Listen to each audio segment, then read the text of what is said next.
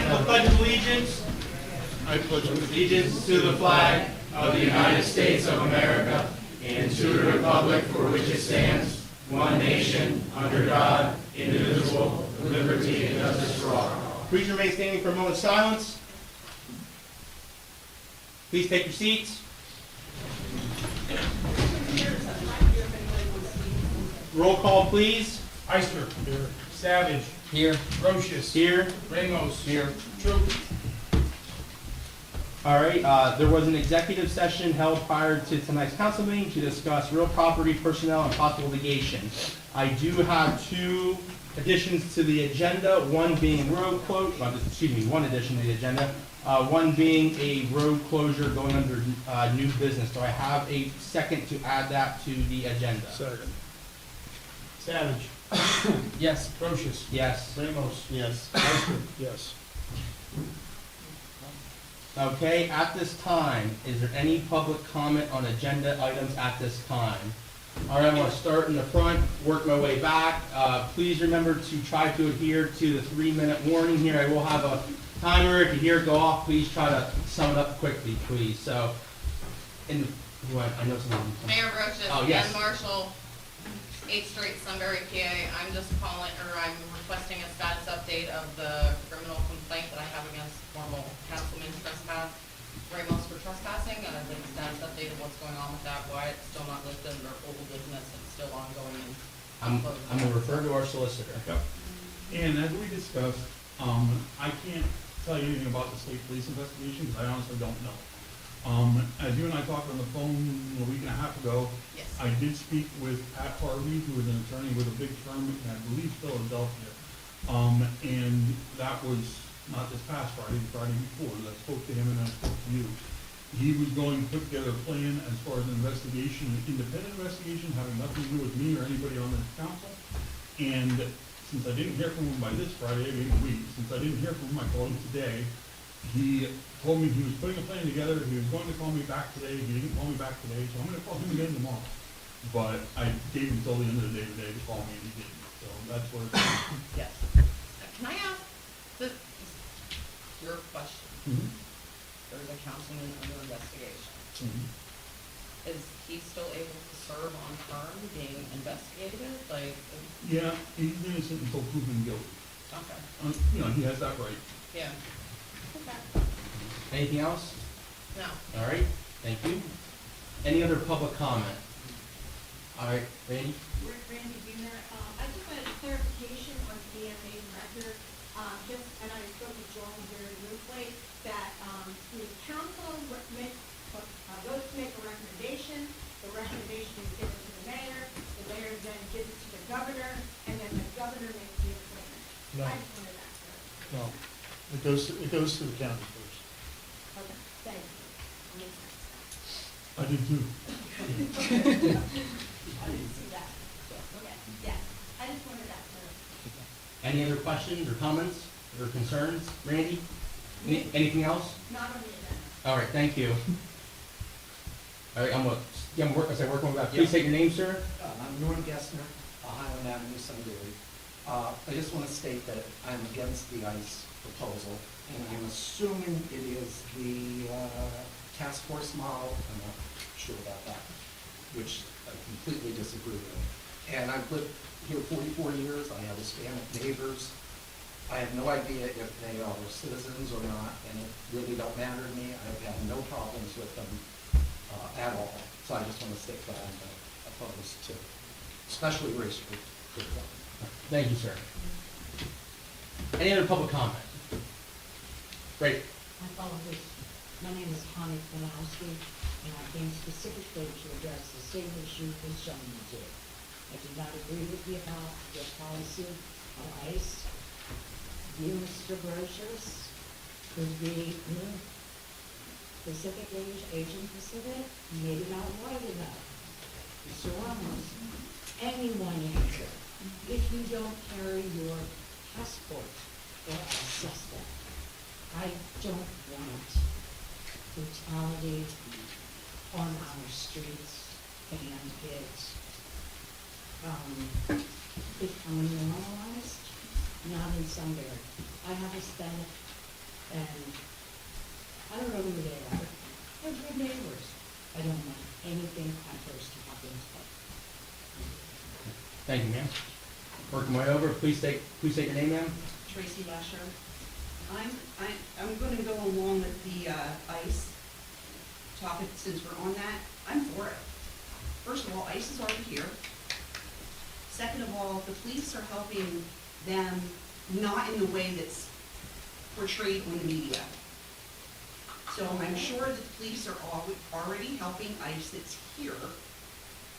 And it's a good thing that they would get rewarded or something in exchange for that. Would be the equipment and whatnot. Thank you. Anything else? Not this time. Okay. Go ahead, ma'am, right there. My name is Mary Pileggi, and I am opposed to ICE.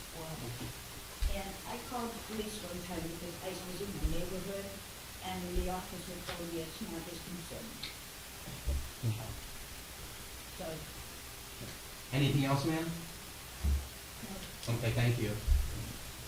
Go ahead, ma'am, right there. you should know me by now. Yeah, I know, but I'm trying to keep everybody sane. Anyway, I am here also to state that I don't like the way ICE is treating people. You used to like, no? Can you hear me? Please, yeah. Please, yeah. Yes, mentioned about due process of law. ICE has a reputation for not following due process of law. I do not want Sunbury police officers to abuse our constitutional rights like that. Our Constitution states that we have due process under the law, and it doesn't say a thing about whether you're a citizen, an immigrant, or a visitor to this country. Thank you. Thank you. Sir, right there. Hi, my name is Peterson Toscano. I live on South Second Street. And I have lots of questions about this ICE agreement. I think it's either on for or against the position, which I don't yet know about it.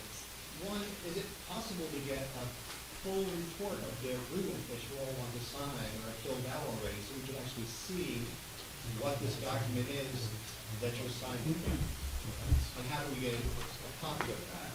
Yes, we can get that sheet like you said. Where is it? It's on the website. Oh, wait. All We're right. on the website. If you go under ICE, you can pull up, you can see all the participating towns, boroughs, Roman, entire country, Pennsylvania, go down through.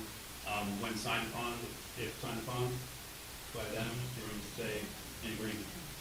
And it just says temporary, it says temporary because we're reviewing it, and it's not signed, and that will go away. So if I go there now, I'll You see can all see the that. agreement Yes. there. So which of the models is Sunbury considering, a task force? Task force. Task force model.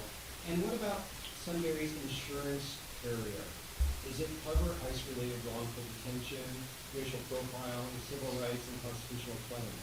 According to Deferred Insurance, yes. Yes, so they're gonna continue to insure us. Yeah. Can the city withdraw from the agreement any time, or who has the authority to terminate it? Yes.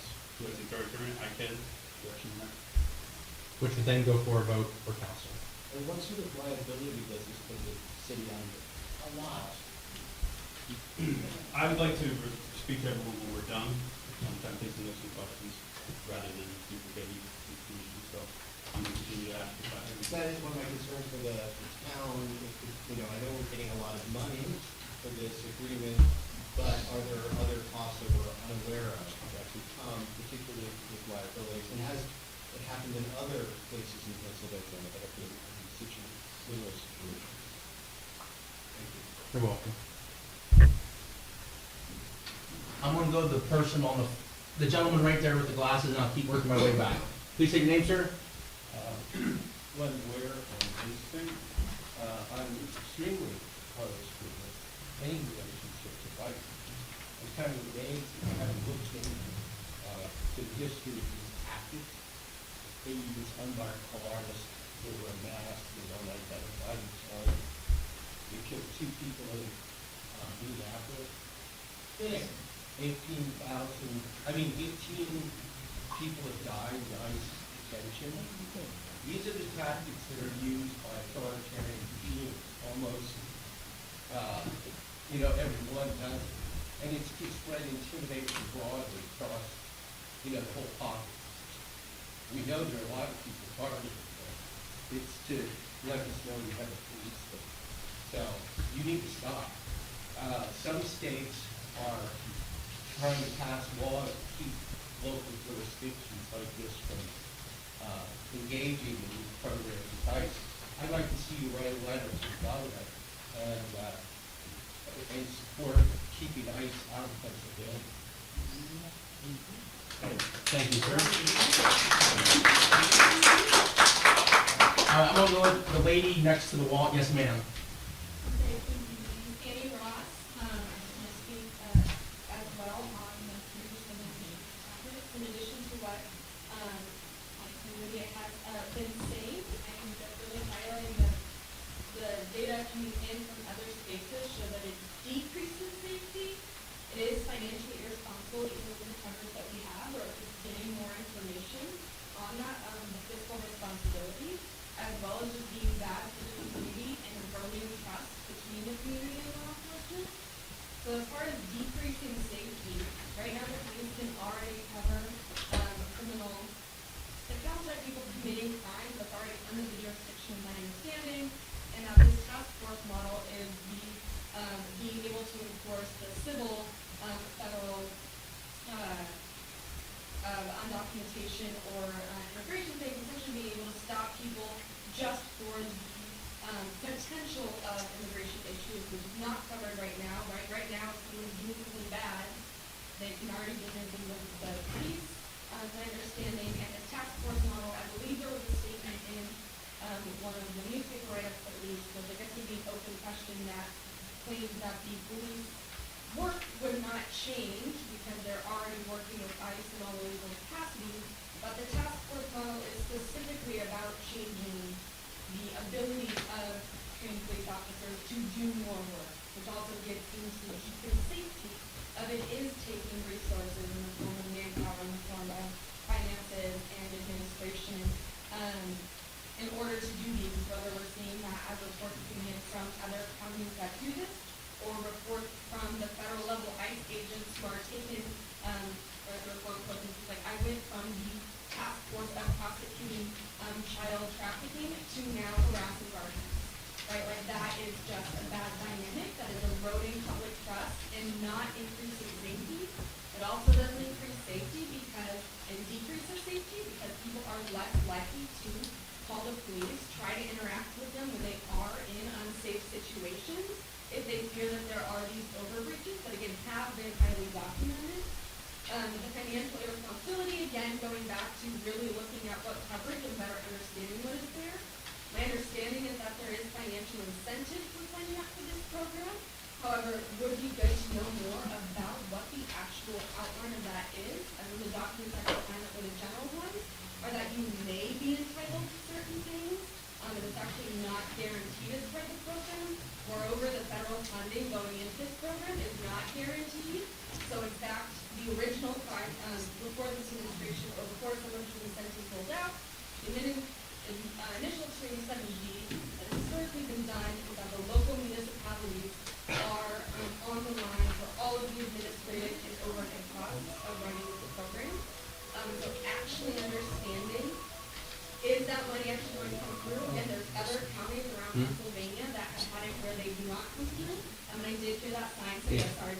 No, you're all right. I'm just trying to get some of this information there. So yeah, actually, if it is a financial thing, are we actually sure that's coming through? And does that counter any rollover that is actually going to cost more to protect ourselves from liability, to protect ourselves with all of the resources needed beyond what they have, that it does erode trust and thereby actually decreases public safety through the diversion of resources, through the breaking apart of community, and through the erosion of trust. I'm gonna keep working my way over. Gentleman right there, go ahead, sir. I'm very glad to hear Chief of Police Traffic address some of our concerns and speak to all of us. I specifically like to request your opinion being involved in ice working Sunday about whether or not taking on ICE federal immigration responsibilities will distract outgoing funds from public safety. As a Sunbury resident, it's important to me that we have safety as a town. I'm concerned about emissions. So the question is, Gentleman in the hat. My name is Hector Ramirez. I'm here to oppose the 287G.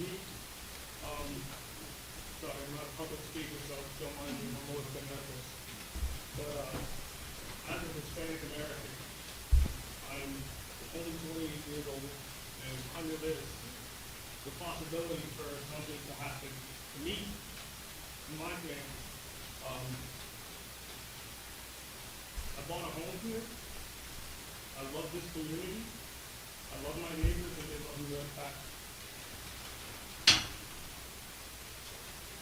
I can't stand for this, as most of these people think, that I refuse to also sell my neighbor down for a paycheck.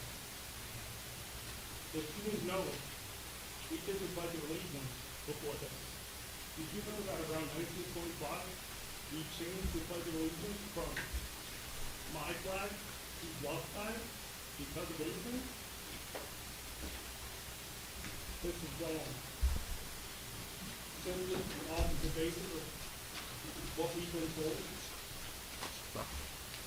I can't agree with this. Thank you.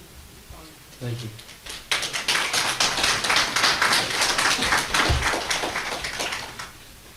Gentlemen, yep, go ahead, sir. My name is Drew Bayman. I live on 4th Street. I've lived in Sunbury all my life. And I gave each of you a copy of this, which outlines the civil and criminal liability that you're about to take on. This is also notice that detention without a judicial warrant is illegal. I don't need to repeat everything else everybody said. This isn't even, what I've given you guys is to help you, to keep you out of trouble. Because that's what you're calling for here. I don't care how much money that they're pretending to give you. They're not cutting checks, okay? It's a fraud to get buy-in. You've got it all in front of you. You've got how much has been paid out on civil lawsuits. You've got the potential criminal liability for everybody that votes yes tonight. So keep that in mind, and that's all I have to say.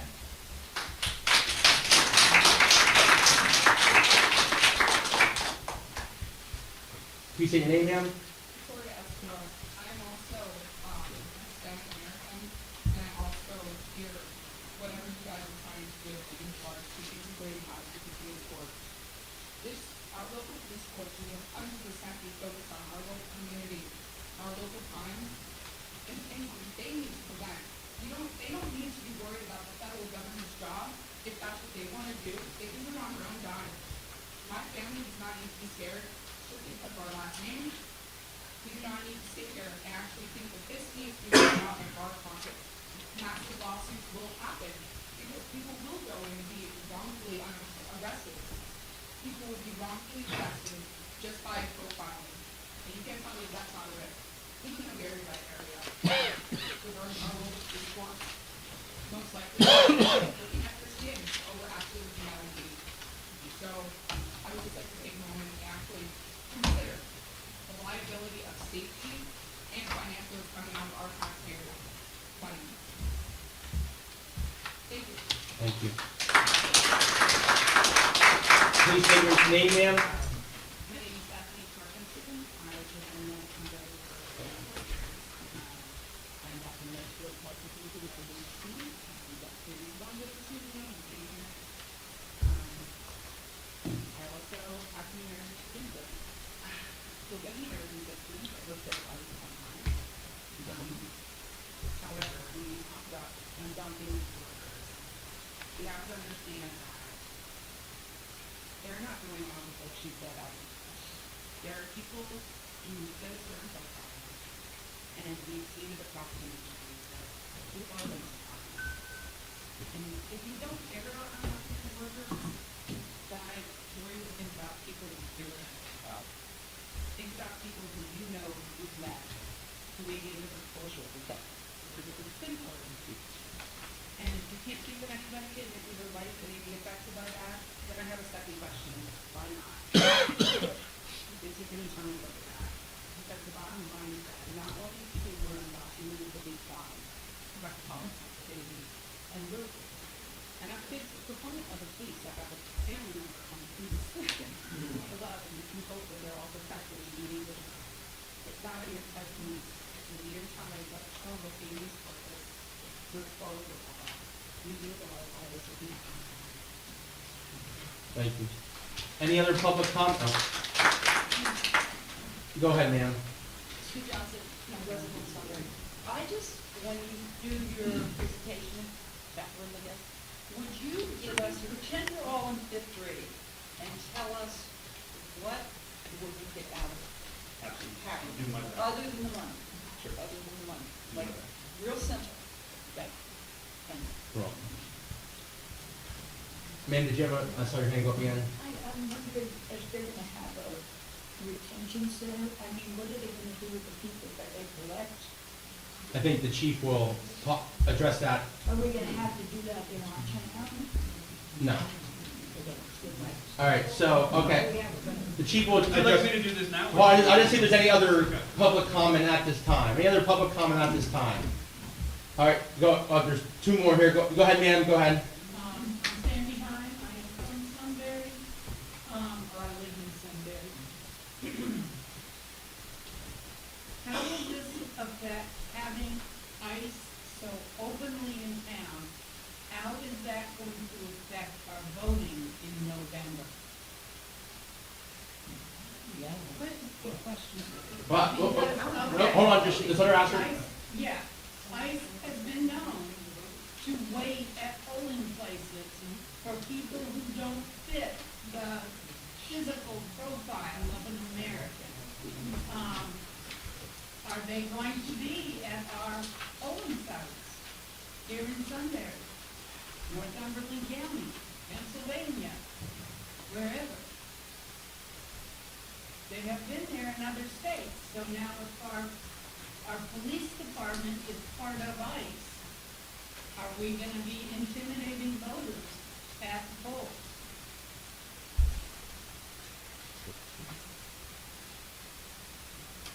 You want me to answer your question, or you just? Yeah. I mean, I guess I can't answer that question, because I can only speak for myself. I can't speak for any other voters that are out there, so. I can. Sarah, I'll answer that as a former elections administrator. I mean, the state law and the federal law reads that any law enforcement agent has to be at least 100 feet from a polling place. So they're bound by 100 feet. And so if they go in with that 100 feet, I mean, it becomes a legal issue, and then the judges weigh in. There's judges on call on election day, and they would have to fall within a judicial order to arrest somebody for probable cause. But as far as voting, 100 feet away from the polling place. Okay, 100 feet away from the high school is the parking lot. It's across the street and behind the houses. That's where people need to vote to come to my polling place, or park in order to come to my polling place. So they stand out there and arrest people before they come in. Or they just intimidate people, afraid to get out of their cars, and people don't vote. That's the thing. I mean, and Nathan, you know about our little thing at the high school. I couldn't stand out there and hold signs. But the U.S. Constitution guaranteed me that right, and it guarantees citizens the right to vote, no matter their color, religion, and I'm just gonna turn it over to Chief Slack here, so he can try to answer some questions that were arised, or maybe clear up some confusion you may have. So, Chief? So, all right. Right now. I'll stand and take my knee like a man. Okay. So, all right. So, starting back with you, ma'am, just because that came up again. I mean, I don't know, Nate, there's people who are legal citizens cannot vote. No. Okay, all right, so that won't be a voting issue, the voting poll thing won't be an issue, but correct, we're not allowed to be, we're not allowed to be around, so. So here's the thing, so I understand the concern, I appreciate everyone showing up, first of all, okay, because this is how discussions happen, this is how, we can do the best for our community, okay? So, trying to answer all your questions, so we talk about ICE in the neighborhood, specifically, I think the woman, she said that ICE was in her neighborhood, they were watching someone. ICE is a federal law enforcement agency. So just like the FBI, just like the ATF, we work with them, okay? So ICE has been here before, yes, ICE has been here. We have actually had persons that were in our custody that had warrants of detention from ICE that were issued by the federal government, okay? So those persons were taken into custody then by ICE, all right? I understand the concern too on the transparency with law enforcement and with us. I grew up here, I serve here, we are the constitutional police. That is not changing. That is our mission. We're the constitutional policing that's the catchy phrase for the modern terminology on it, and it's what we do. That's not going to change. That's our lifestyle. So we're not here to violate people's rights. We're not going hunting for people. That's not changing. Andreas, would you be able to stand up for me, please? So this man right here is a godsend. He's helped us with translation. He helped somebody in the police department with translation. And you've worked with me, okay? Okay. So has anyone else here had any experience with us? First-hand experience with us? Okay. Tell me, please. I work for a company. We service people with intellectual disabilities. We get bids on jobs. We deal with a company that's in New Jersey, and we send out roofers to one of our homes in Williamsport. The way that they're late, and what happens is the boss holds on to like all their paperwork and such. A neighbor called on them. They came and picked up everybody because they didn't have all their paperwork because their boss holds on to that so it doesn't ever get lost. And they were detained, and then they were released, but 2 days later. And they were citizens. Okay, so most likely in that circumstance, yes. So they were detained, they were identified, okay? So for example, a few months ago, there was a person walking in town, he had roped a female, and what happened in that particular instance, Facebook went wild, they shared the guy's photo, put him all over there, and the question was, why aren't the police doing enough to find this person? We found that person, we located that person, and to identify that person, we fingerprinted them, okay? So yes, they, part of those crimes, they were brought back to our station, we fingerprinted them. Subsequently, they were released. While the corporate non-gastric gave him some food because unfortunately what he was reporting was that he was homeless at the time and hadn't eaten in a while and clearly hadn't showered. So then ICE did contact us later on receiving that information. He had detained her, he had been deported, he had committed other crimes, and was wanted for other crimes in Texas. So part of that was we went and located that person, took him into custody for that one. Okay, ICE came and picked him up. So that is how we currently work with this. What we do right now, as part of this task force arrangement, is not changing. Okay, the mission is still going to stay the same. We are doing our normal police work. We're not going to be distracted in doing federal laws or anything else. The task force, or the signing and rostering with it, is simply to essentially receive the funds that for things that we're already doing. Mr. Bingaman, well, I went to high school with him and knew him very well. He's a great man. I thank you for taking the time to put that all out. The fact remains, though, that looking through this, and just briefly, everything in there is what we already do on a daily basis with police. We already assume that liability. If we violate someone's rights, we will be sued. We can be sued. If we make a wrongful arrest, we will be sued. So that's not changing. In our daily basis, so dealing with ICE, we're receiving training from ICE through this program to understand the federal laws better. So that way also, if we know we're doing something wrong, we're doing something that's unconstitutional, we're releasing that person. Okay? So if anything, I'm looking at it as our officers are going to be more informed and be better trained. Trying to go back to different notes I need here. So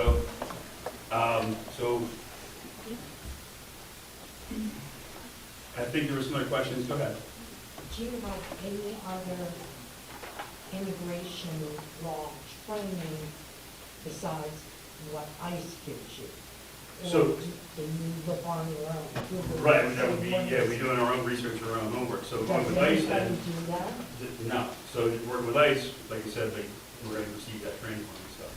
So like right now, in normal police, we're just out policing what's, you know, what happens, right? As far as what we deal with in that moment, what was illegal, what was the rest. So with this, when we talk about funding and some other things, so yes, local towns, boroughs have done it. They've received their checks, they received their money, they purchased vehicles from it. They receive the money for every officer that goes to training. That's things that I would use to buy bulletproof vests for my guys, re-up things. You know, and so that's what I'm looking for in the department. That's why I think for me, it's fiscally irresponsible if I don't entertain this and if I don't look into it to achieve the money for the city. Okay? So, but again, I can't iterate that enough that we're not going to do things differently on a daily basis. And Andreas can tell you too, and work with me. I mean, have you seen anything off key or anything? So he knows that, you know, we were working in the house. I think it was Chestnut Street. Yeah. There were some people that were there illegally squatting in the home. They ended up being wanted by ICE. We had another group of people who were homeless. They were living down behind high school. Okay, one of those persons was wanted for sex crimes. He was living down behind high school on property that Brad Orange took over. Okay, so he was making camp down there and having somebody stay with him. They were trespassing.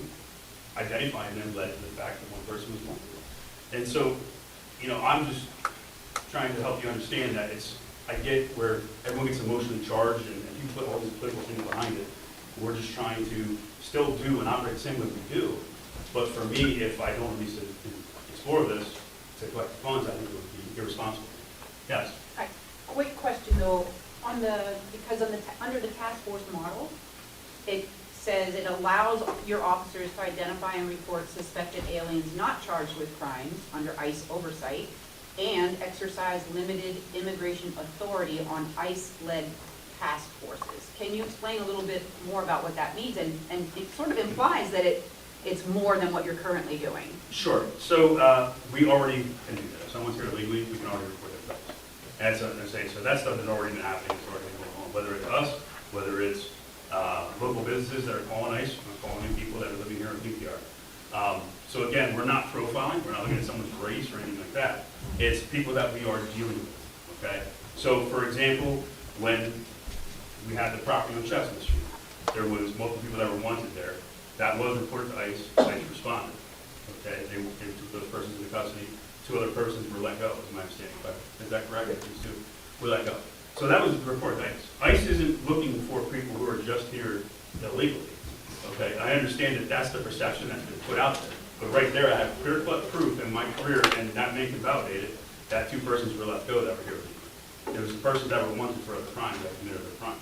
And that's what, in fact, was the triggering mechanism for them. So, do they work with ICE? Absolutely. We have their own roles on roster, on phone call. For example, when someone talks about some of the funds, that can be reimbursed. So, for example, if we're dealing with a situation and we have a person in custody, okay, that person's wanted by ICE, and in that particular time, there's only one officer on duty. If he calls another officer in, calls me from home to respond into work to cover the street, then those funds can be reimbursed. Now, again, that would be the one where I would probably not hold my breath and see if that money came in, but potentially that is there. I can put that request in for the fees that accrue from that arrest. Okay? Yes. Those 2 people that were let go from that place on Chestnut Street, were they potentially, like, I don't know what the word is, but there could have gone through some physical or mental abuse in this process? Were they, I guess the term is compensated for the wrongful arrest? It wasn't a wrongful arrest, it was in detention, and again, they were released. So I would say it would be with someone else, anyone else would be taken into custody, someone else on the side of the road. I mean, we could probably argue that anyone else would go through the same language, so. Yes. So there's different money for different things, equipment, overtime? Yeah, so it's $100,000, I think is the flat fee for the sign-on the roster on the program, and then it's $700 per officer, up to $700 per officer for training. And the quarterly performance awards? I don't know anything about performance awards. It's in that- They're trying to talk about that, whatever. I don't know enough about performance awards because I don't quite understand how they work. I was reading it, and the thing is, I'm not looking to get performance awards either. I'm happy with the upfront fees. Again, that's where the perception of that we're going hunting for certain people or certain looking, some of those a certain way. I mean, that's why I looked at the document that you pointed me to, and that is the one thing that stood out that there's performance awards of $500, $750, or $1,000 per eligible officer based partly on the agency's success rate in locating people identified by ICE and its overall assistance to ICE's mission. So individual officers will be rewarded quarterly. Could potentially, according to the agreement that you gave me, which would incentivize, working harder to make this happen, because there's personal gain in it, which is not typically how most police work works, I don't think. It's my understanding that what you're talking about goes to the police department, does not to the individual officer. Okay. Just as per officer, I don't know where it goes, that's like a, you So decide. it's not like it's an officer who's like hunting speed. But it makes it a little competitive. Sounds competitive, right? Sure, I can see that. And so there is the potential there for there to be overreach and for wanting to go out of the way to prove to ICE that, we're going above and beyond. We're not trying to prove that thing. Well, there's no way we can know what you want, right? We just. Have you seen how we do? Yeah, you do a great, you do a fine job, but. As I said, nothing's gonna change. The mission's not changing. We're not going hunting. This is merely to recoup fees that were occurring in overtime or other things that happen in other incidents. Because right now, we get someone in custody, we call ICE, we sit and wait for them to come. We expose ourselves to liability that person can have ourselves or whatever their warrant is for, and then ICE is recouping that person. Okay, so I would prefer to have that person out of my custody as soon as possible. In fact, this allows me the ability to transfer that person directly to Allenwood, then great. And we talked about due process. Part of it, if you read in there too, when it talks about due process, if they go there, they're provided someone who can translate them to them properly, and they're provided their due process. Hold on, Chief Slack. I mean, I don't want to cut everyone off. I feel we could be here all night to ask questions to get a better understanding. How about this? Let's proceed with the meeting, and if you want to stick around at the end and ask Chief Slack some questions that you may need more clarification on, we can do that here at the end, after public comment, because I feel like we could be here all night before we get the meeting actually started. I don't want to sound like. So you're not going to vote? You're not going to vote. Well, that's up to council. Council chooses to move forward, council chooses not to move forward. With all due respect, I'm going to ask our solicitor, it's not Q&A, it's public comment. Like I said, everyone had a chance to make their comments, and I'm not trying to silence anyone's voice, anyone's opinions, or anything like that. But if we do have more public comment, you may state your public comment on. Like I said, this is totally up to council, what council chooses to do. Yeah, go ahead, sir. Please state your name. Justin Britton. The reimbursement program you're talking about has never been fully funded by the federal government. Any overtime that the officers accrue in association with this is on us. They are not being reimbursed for overtime by ICE. And that's right here from the American Immigration Council on this program. We're going to pay the overtime. ICE isn't reimbursing us for shit. Sorry for the language. And the state and two separate counties have already paid out over $1.2 billion because of lawsuits because of their actions working with this program. All right, public comment, please state your name. Julie Brochus, and I think everybody's lost sight that you all may have been born here, but we all are from different countries, our ethnicity. And one way or another, we work it out. Yeah, there's bumps in the road and whatnot. But ICE currently has been in this town at least 10 months ago. Yeah. And so, we've already gone through an election, and to my knowledge, I haven't heard any problems because I work one of the polls. Me too. So, and the fact that we do not know what this proposal is, by what I'm hearing, nobody has read it. So, a lot of questions, yes, that's good, we're having good discussion, but we should have all the information we could have before we move forward and do any accusatory kind of things.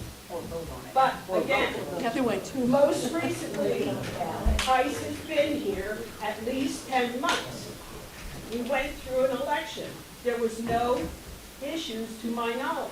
How do I know that? Because it happened in my neighborhood that an ICE person, too, was in my neighborhood. That's how I know. Thank you. With a comment. Please state your name, ma'am. Excuse me. Lenore Askew, and I live in Sunbury, half for over 50 years.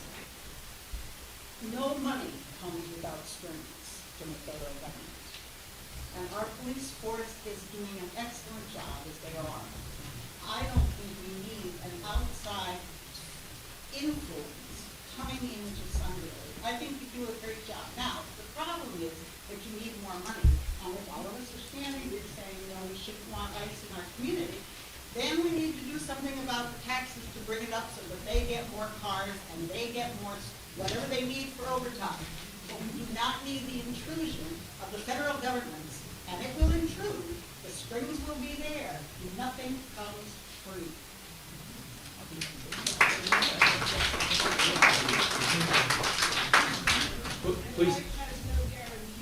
Please state your name, ma'am. Yeah, my name's Savannah Golden, I live in Northumberland.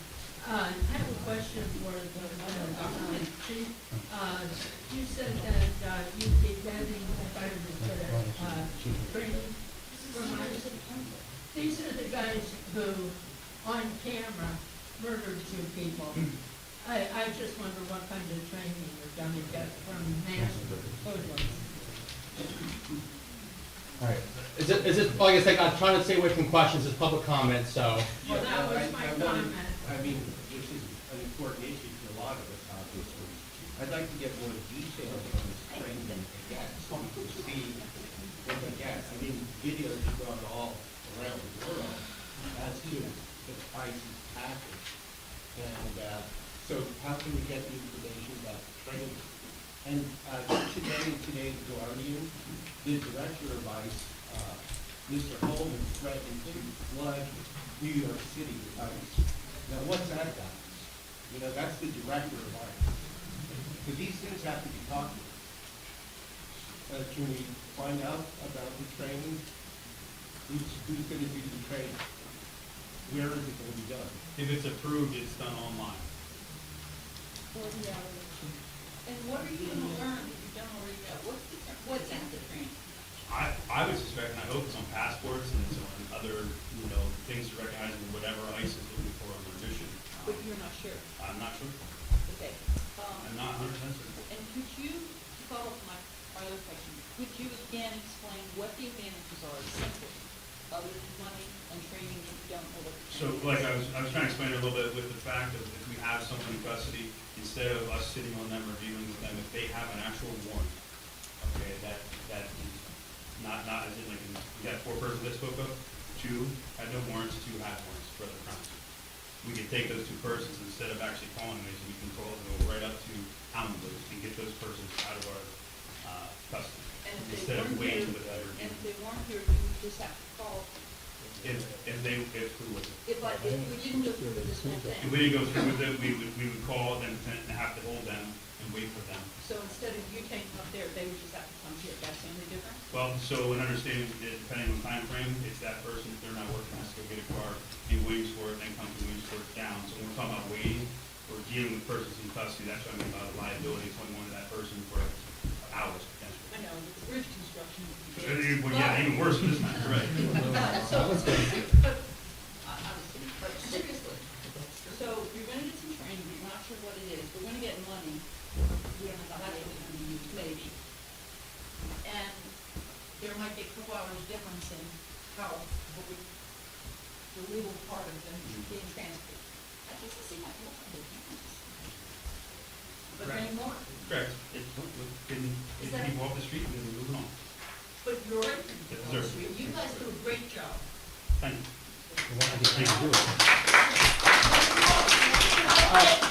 Nice gardens, so much. But really, that's it. I mean, that's right, things I said. And that's what I also say too, where there's, realistically, I understand that everything's been really sensationalized elsewhere. Nothing's changing for us for constitutional policing. We're not gonna do anything differently on the daily than what we already do. It's just those components that you pointed out.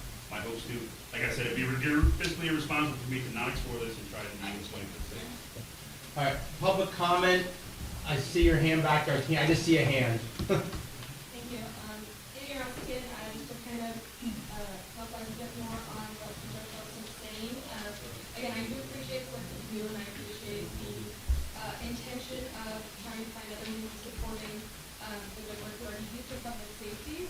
I do think is a bit, not even quite the right word, but like my understanding of the training that I've seen online as far as, and again, this is sensationalized media, this is in-depth journalistic reporting from other things that I don't want to conflate the two, is that it's essentially training in order to be able to do the tasks that you are not deputized to do currently.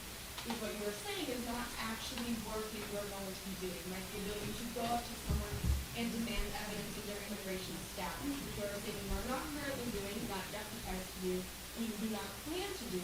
So under that, it seems like the training is also largely non-supportive of those goals. And so in addition, I would say, wanting to know what transparency and what support systems of, again, like, we certainly, right, if folks think we have a good police force right now, there's a lot of the trust, but it's also the institutional structuring around that of if there is some sort of request that comes in from ICE to change what you are doing, where is going to be the transparency or the blocks or the checks and balances to make sure that it pans out in kind of like this idealized way that you think, where you just continue to do what you're doing, even though you're deputized to do more and you get money to do more, but you're not going to? Like, how are you, if you do not intend to extend your reach, then how are you going to institutionally protect yourself and your ability to the community that overreach is that change thing that you're not? One, thank you, appreciate that, and I agree with you. Number one, I would love an opportunity, if it is voted upon, to take the training. I can report back to you on what said training was, and what I learned or didn't learn, or what changed, right? You know, if you're concerned, like when I read monthly stats on what we do, I can include if anything or any person was taken in custody as per ICE or any of that. If that's something that, you know, the public truly cares and wants to hear about, we can add that to what we already track. So that way there's a very transparent, you know, numbers for that. What are asking again?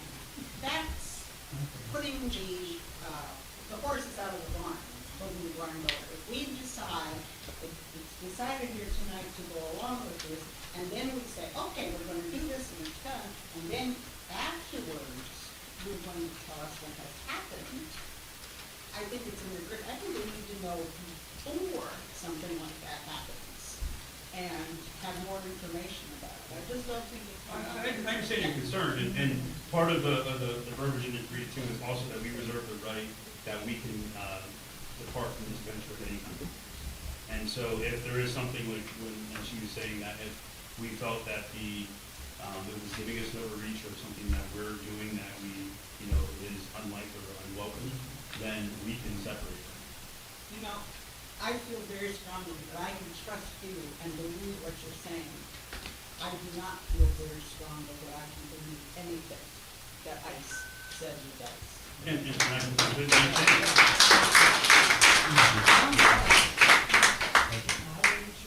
Please state your name, ma'am. I wasn't going to comment at all because I don't feel very well educated. I did not research. I'm not going to say I don't have an opinion one way or another because protection, yes. Overreach, also yes.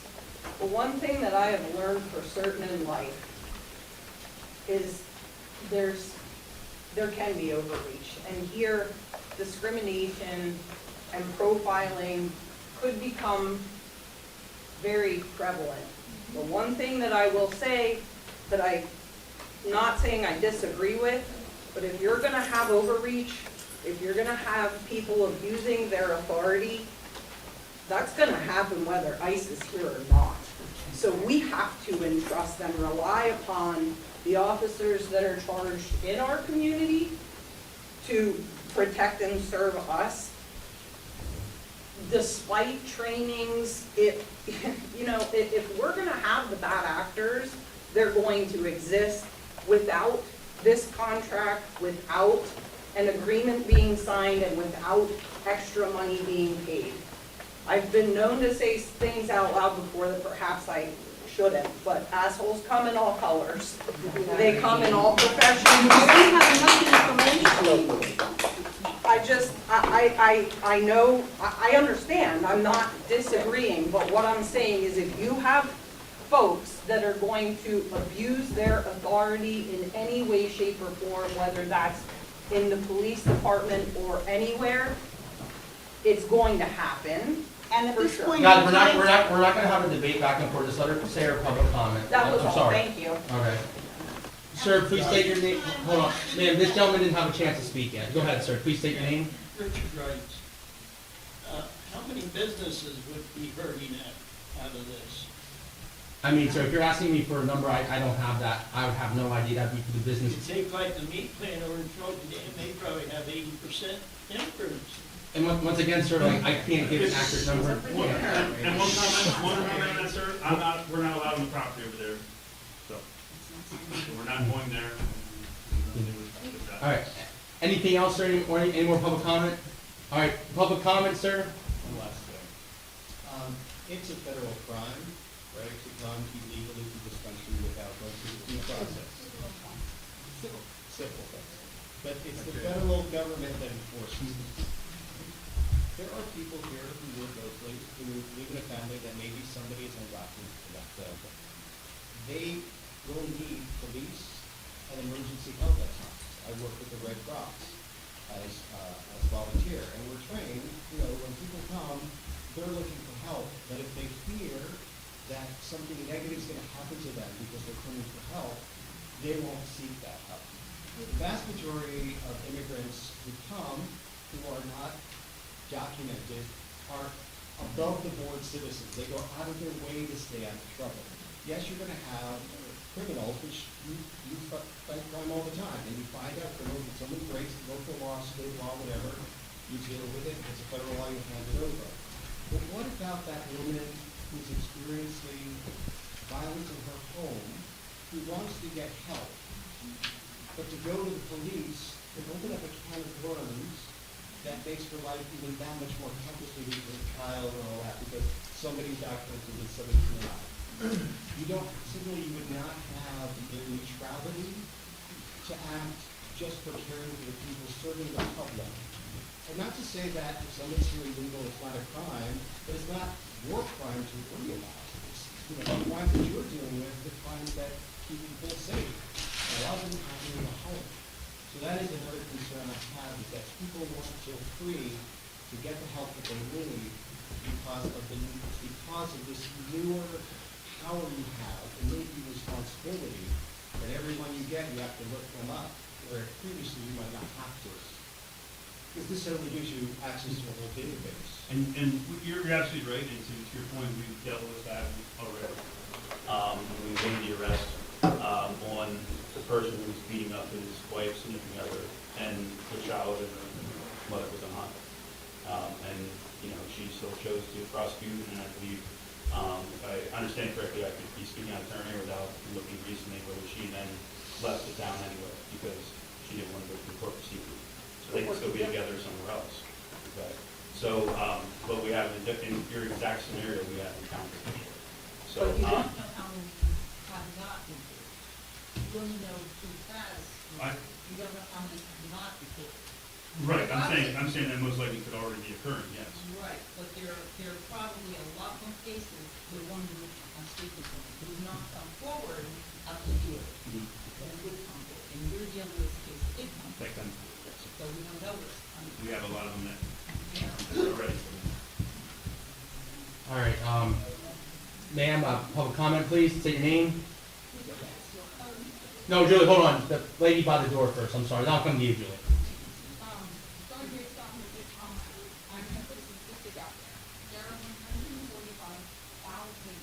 American-born children that are left parentless right now, that are floating around the system because of undocumented crimes that have been taken, probably due to situations like you just described. I think it's very wrong. Those are American children, regardless of where their parents were born. Just I, in and My father is an immigrant from El Salvador.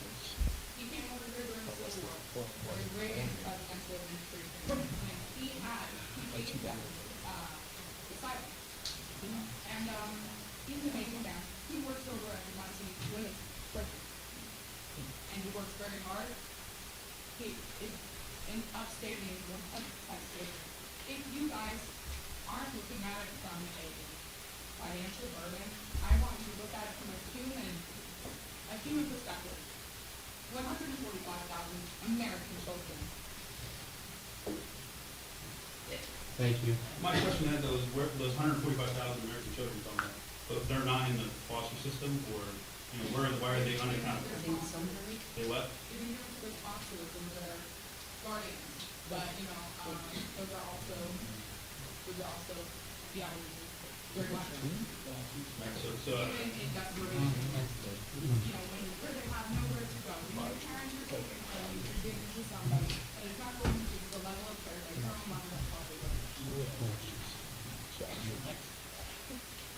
I want to go right next to the lady who spoke. Please state your name.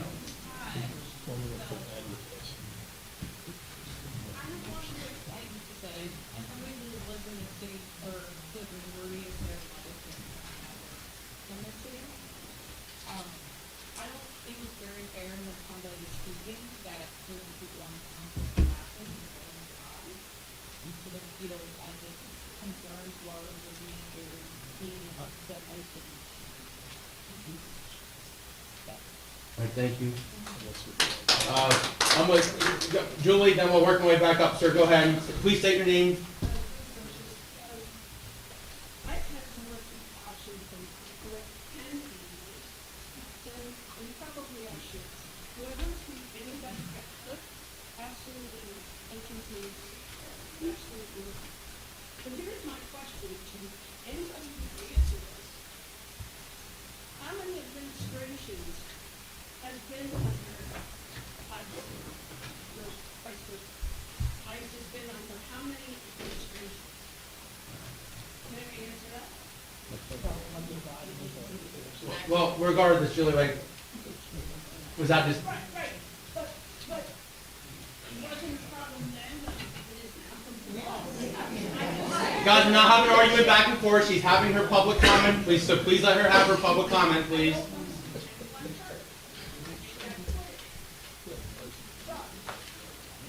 It seems to escalate over the years. For what reason, I don't know. But, I mean, the administrations have had mice. All right, I'm gonna work. Like I said, guys. Like I said, please keep it to public comment, not Q&A, because I said it's a public comment. Please state your name, ma'am.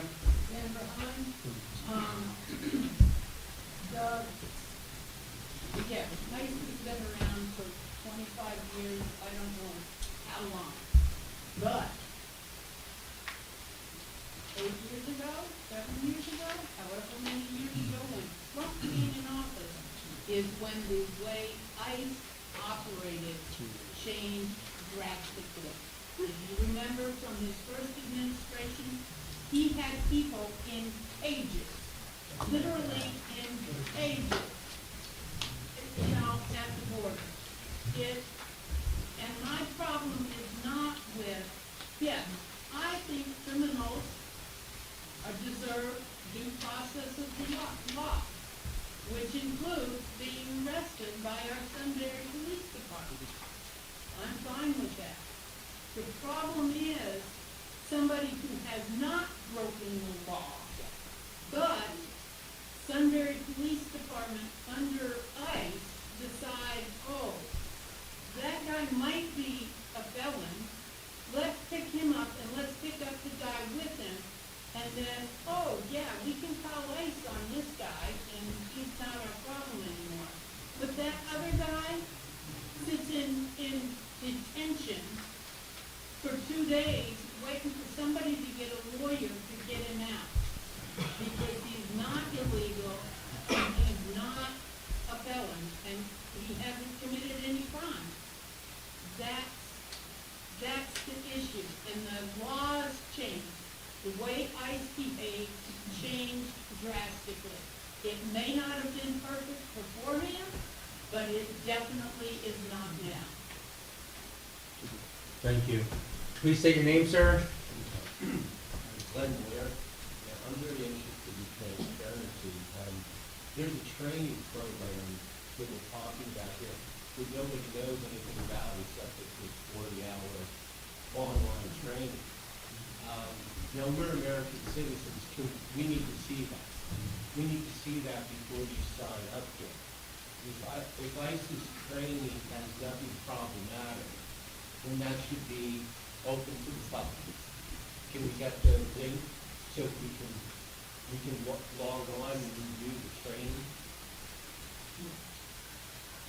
And if you don't have I don't believe so, just like any other law enforcement training wouldn't be open. Yeah.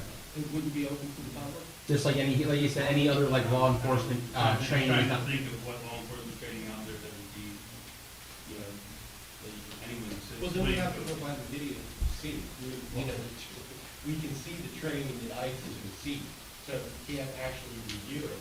Doesn't seem legitimate to sign up for something you can't review. And you need to be able to do it with your law enforcement. I have not been training. Well, then you should consider signing to do that. Yeah. With all due respect, sir, normally like when you're taking a training, it's something you don't know until you take it. So like, obviously if council would choose to go that route, then he can report back to the public. But like, as he said, like, I just can't go take law enforcement training because I'm not a law enforcement officer. I just can't, no common sense, and all right, I'm gonna sign up for the state police training just so I know what they're getting trained in. So like, I know Chief Slack, if council would choose to go that route, he would report back to whoever wants to know what's in the training. I know he would report back to everyone and say, hey, this is what we have learned, but obviously we don't know that until we get signed up for that. It's just like any training, any new training to go for any type of law enforcement to update, whether they're policies or procedures, obviously, once they take it, all right, now they're up to code on the So newest. this is a decision between you and ICE, not between the people in Sunbury. Is that correct? You mean if we choose to go that route, is that what you're saying? Yeah. It's a decision that council would choose to choose. If we choose to, for lack of terms, excuse my language here, partner, it's between, it would be up to the council to say, yes, we choose to do that, as what Chief Slack said about why we would choose to do that route. Now, if we choose not to, then we choose not to, but it's like I said, it's the entire council decision to sign up for that, or we could choose not to sign up for that, or it could be like, as he said earlier, all right, this is what we're being told now, 3 months from now, okay, if that vision changes, all right, we can pull out of that agreement because we're not agreeing with what's going on. And to the mayor's point is also, there's some places, the sheriff, the chief, whoever, they don't even need their council's approval or township borough approval or whatever, the chiefs can just do it, the sheriff can just do it. We're choosing to do this for transparency. That's why we're here today, why we're here to talk and answer questions. But you can't tell us about the training. I can only speculate, and I can say, speculate it's gonna be what's a real ID, what's not a real ID, what's a passport, what's not a passport, things that, you know, that ICE would be looking for. Okay, that's the best I can offer at this point. Okay? All right, please say your name, sir, for public comment. Then we're, About Sunbury. What's changed with ICE in the past 25 years is last year the budget was 10 billion, and it was up to 75 billion. Significantly more. And that was after you had a president who specifically, the candidate who was running president, specifically said that he wanted to go and get rid of lots of people who were illegal. That was his political promise. And he backed it up with money. So, in essence, this is, ICE has changed. It's bigger, it's stronger, it has a lot more money, and it's a very clear mandate from the top. This is a government that does not receive any refugees from any country at this point except the white South Africans. They're the only country that legally can come to America as refugees.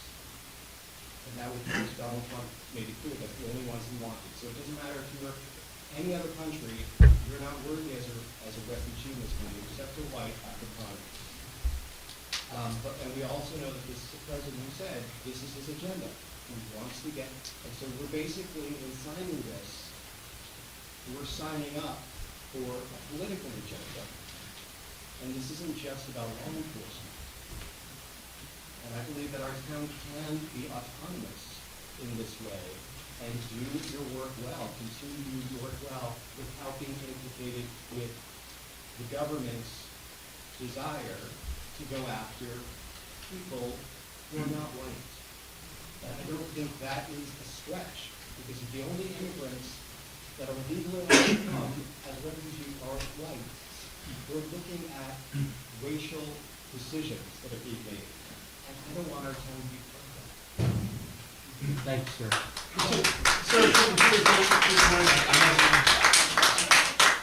I must comment, okay, so, and I understand concern, that's, I think that's why we're here, and we're going over this for over an hour now, because everyone's supposed to be politically, okay? And, you know, I ask you to understand, like, if the ATF came to me and said, hey, we're starting this task force, and, you know, we're looking for ways to be part of it, and to execute it, the goals of it are, you know, that we run every handgun or every weapon that we come into the tournament.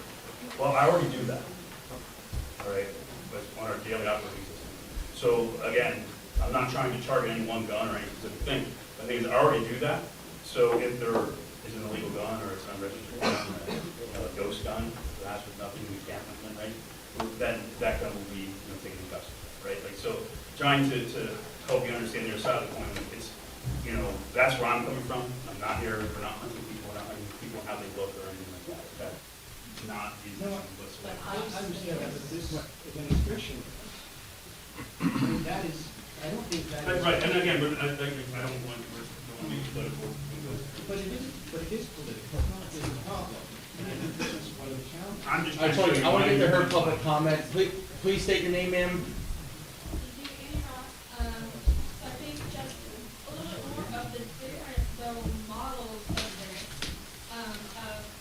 again, more context, that this task force model was in fact taken out of ICE about 15 years ago because it lends itself, and again, I'm not saying that the police department here would be one to committee, but it lends itself to civil abuses and to these things. So in fact, it was repealed, and the task force option was only reinstated about a year ago for an option. So even the fact that if we are looking at, and again, I'm against signing them at all, but even considering the other model, and I'm assuming the reason is because the money is tied to the task force model, and the city is tied to the task force model, and not the two other models that would still potentially give you this training or information that you're looking for, but without the jurisdiction to actually do things like, and again, we were thinking of looking at different types of IDs that I imagine is part of some amount of once you activate somebody or detain them for some other reason. But in general, right, people aren't required to carry IDs certifying their citizen status.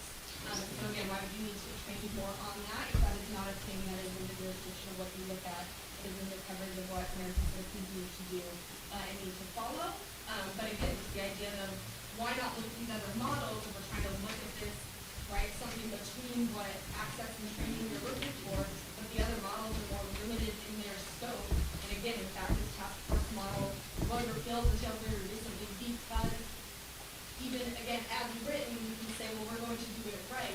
It was repealed because even people with that good intention, it just lends itself to abuses, to opening opportunities for misuse and misguidance, or however we want to phrase that. Again, not saying anything about the police here in general, but that task force option did not exist for most of ICE because of the concerns being voiced today. So I think taking that into account of why is this particular option tied to so many of those and coming with so many benefits when it in fact was repealed for the first time because of both concerns and actual valid documented cases of those institutions. So I think that actually, again, I think that we shouldn't sign any of them, but if there is, right, something, then why are we at least looking at all the models that have a bit more protection against potential misuses of our police department? So to your point, there's the three models. One is for specifically for jails, to be in jails and jails to work and do that work, to be able to whether receive training on translation and be able to help with due process. The other one is more of a mold in the fact that we would be releasing our officers to then go and work as an agent task force somewhere else, or like where we would recoup their entire salary. So let's just say, as an example, if we had 20 officers in the city of Sunbury, which is probably about where we should be, we had that, but we wanted to go ahead and relinquish 2 of them to go work with ICE out of Williamsport and specifically go with them on details wherever they're doing service search warrants, wherever they're in their daily job. We would release that and we would receive their monies for that salary to that office, be reimbursed that. So that's the different models, and I'm understanding how the different models work. This one is just one that literally helps the community and with the influx of the funds, and then from there, again, allowing us to continue to do what we already do. And like I said, it's still maintaining constitutional peace. Any other public comment? I'm gonna start in the front here, working my way back. Please state your name. Can we finish this another night and carry on with the rest of the city council meeting? I'm gonna revert to my solicitor on the public comment on agenda items. We have to listen to the public comment, everybody gets their opportunity to comment, but we're allowed, the policy is it's limited to 3 minutes, and that policy is. Well, I mean, believe it or not, I've been keeping track here, my phone's Well, not. I do have another comment. All right, It's I'll- great to see all these people here. I wish these people would come to a regular city council meeting to talk about city issues and take as much, passion towards this city, not Northumberland. No, we're not arguing back and forth, she's having her public comment. All right, anything else? Let's move on. All right, please state your name, ma'am. Joanne Cashman, I live in Sunbury. I'm just listening to what people have been saying tonight, trying to just see what it is that people are trying to communicate. And I think that really the decision that faces tonight kind of has come to us, brought everything to a head, because, although the chief spoke to the reason and logical way, partnering with members of the community, that the police have handled this so far, but we can't ignore what we have heard from our neighbors, from our friends, people that live in other areas of the state, people that live in neighboring towns like Lewisburg and Danville. That, we're talking tonight about our experience of the last 10 months with ICE. And how can we say that there's not going to be a surge? And if there is, it's hard for us to ignore all the things that we've heard. The things that are the human side of this that people have been talking about all night. It's got to play into this. So we're looking at a legal document, and we're asking these human questions, and tonight, you want to vote on this. And the people are just kind of asking, have you done enough research on what this ties us into, if it isn't the way it's been for the last 10 months? And I think that's really what people want to know. Have you done the homework as to what it might be for Sunbury down the line? That's it. All right, thank you. Any other public comment on agenda items at this time? All right, moving on. Thank you. All right, so I'll make the motion for approval in minutes and reports, minutes from May 11th, 26 meetings and reports of the Fire Department, Police Department, Treasurer, Controller, Code Office, Health Department, Parks and Rec, and Planning Commission. Do I have a second? Second. Savage. Yes. Brochus. Yes. Ramos. Yes. Ister. Yes. All right, moving on here to, on a positive note here, I do have an accommodation and appreciation here for some of our staff in the city here for an event that took place here last week. So for Code Officer Lisa Herb, Ben Shager, Kaylee Brocious, Robin Garinger, Isabella Camacho, Todd Harvey, and Jeff Husky. So to the colleagues, on behalf of the city of Sunbury, I want to extend my sincere appreciation and recognition for your action during a medical emergency that occurred in the mayor's office on June 5th. During the situation that occurred, immediate action, decisive action of each demonstrated exceptional professionalism, composure, and commitment to public safety. Your swift response, sound judgment, and willingness to assist without hesitation reflected the highest standard of municipal service and teamwork. Emergencies often reveal the true character of an organization and its people. Your collective efforts helped ensure that the situation was handled promptly, safely, and effectively. The knowledge, dedication, and concern you displayed for the well-being of others exemplified the value that make our city government trust resources and the residents that we serve. So please accept this letter of formal expression and gratitude for your outstanding service. So there is one person here tonight, Isabella. The rest of the people could not make it. At least I do not want to go into. That's right there beside you. Oh. She's always there. So, without going into too much detail, there was a medical emergency that took place, and she was one of the individuals that responded. So, thank you to Isabella and everyone else who was not be able to be here tonight. So, thank you for your dedication and service. So, thank you.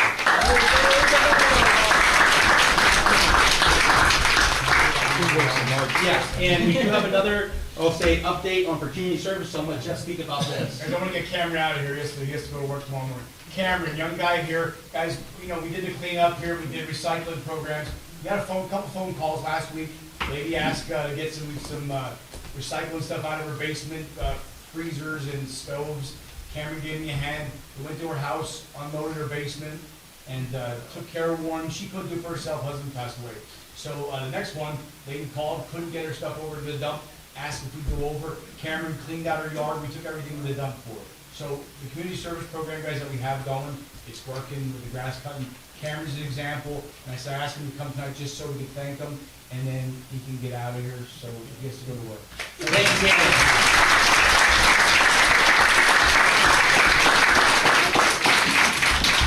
All right, thank you, both of you, for being here this evening.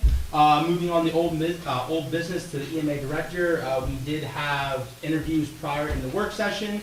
So I don't know, like I said, I had my opinion of obviously tabling because for advertisement purposes, but if council chooses to make a motion to move forward, we can move forward with that and take that recommendation to the governor. So if there's any comments, concerns, questions, it's up to council how they choose to proceed. Joel, are we breaking any laws?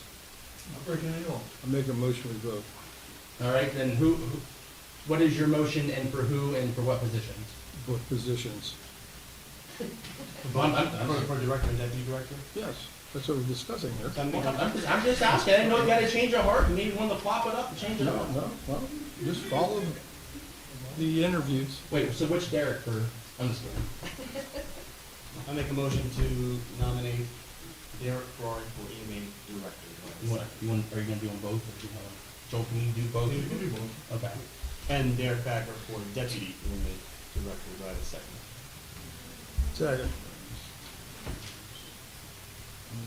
I haven't on the question, but still say.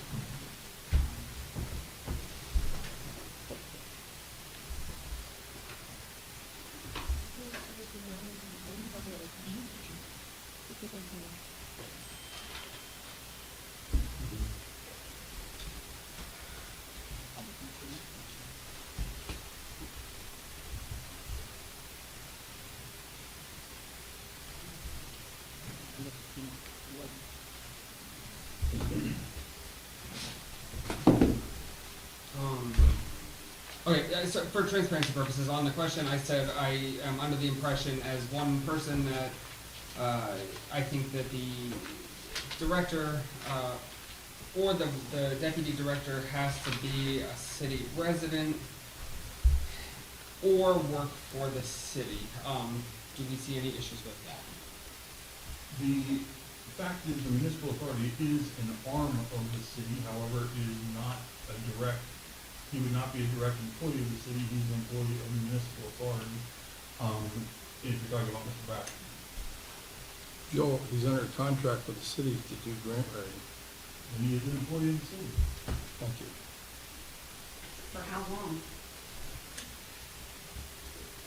When's his contract for that one out? September. This year? So then what happens? With that, We'd have to revisit it at that time. He doesn't live in Sunbury.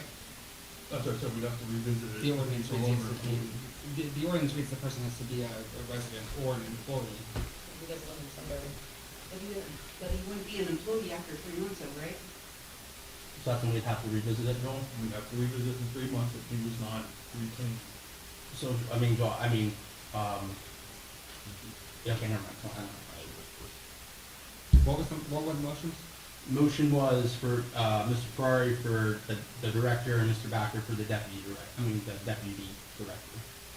And, Mr. Councilman Ramos made a motion, Councilman Ister second. And then you said you had a quick question. Thank you. So are we good to vote? Any?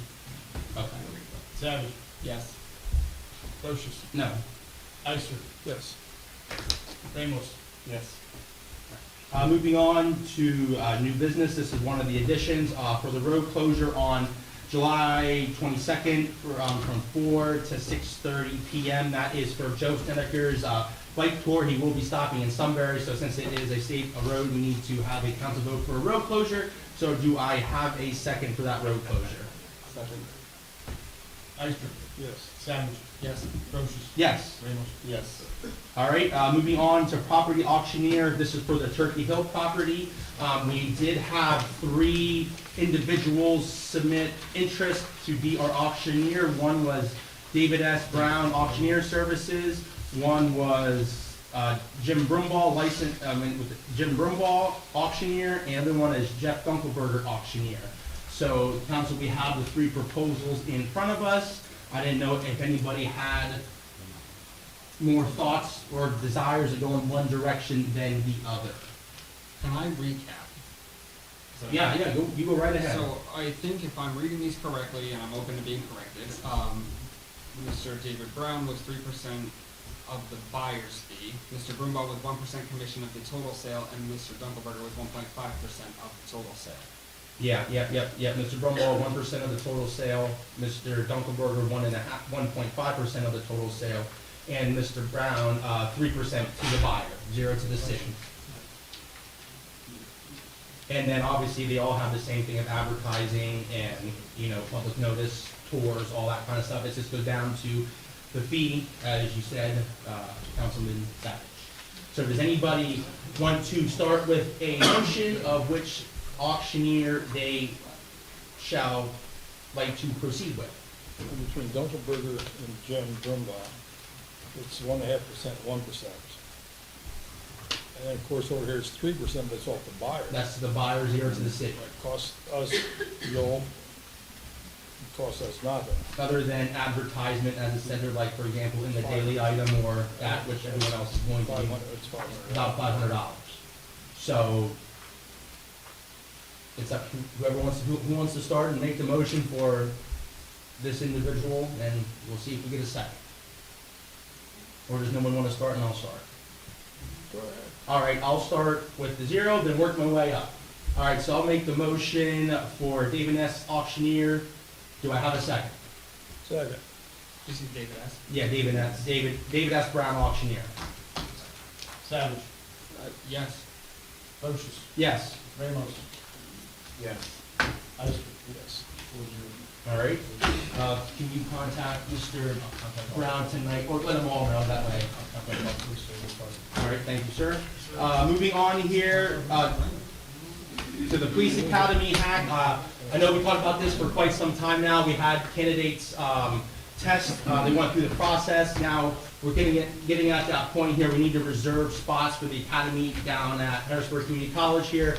I know that class starts here in the middle of July, correct, Chief? July 11th is first day of class, I believe, there is orientation in June. Yeah, so we need to, if council is choosing to proceed as we discussed, we need to contact HAC to lock in those 2 spots so they know they are reserved for the City of Sunbury cadets. So is there any questions about locking those? So Chief can call HAC to lock those spots in as we discussed before. Obviously, it's all in the budget from where we're at here in 2026. So are there any questions about that they can ask the Chief?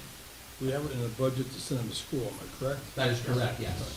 If we look at the budget future, 3 to 5 years down the road, if we can, Sustained? yes. Yes. So, looking at the numbers we have now, obviously, Lisa and I are getting together this week also, this budget for next year. Looking at what we're at to sustain 12 is very feasible, and that is my goal.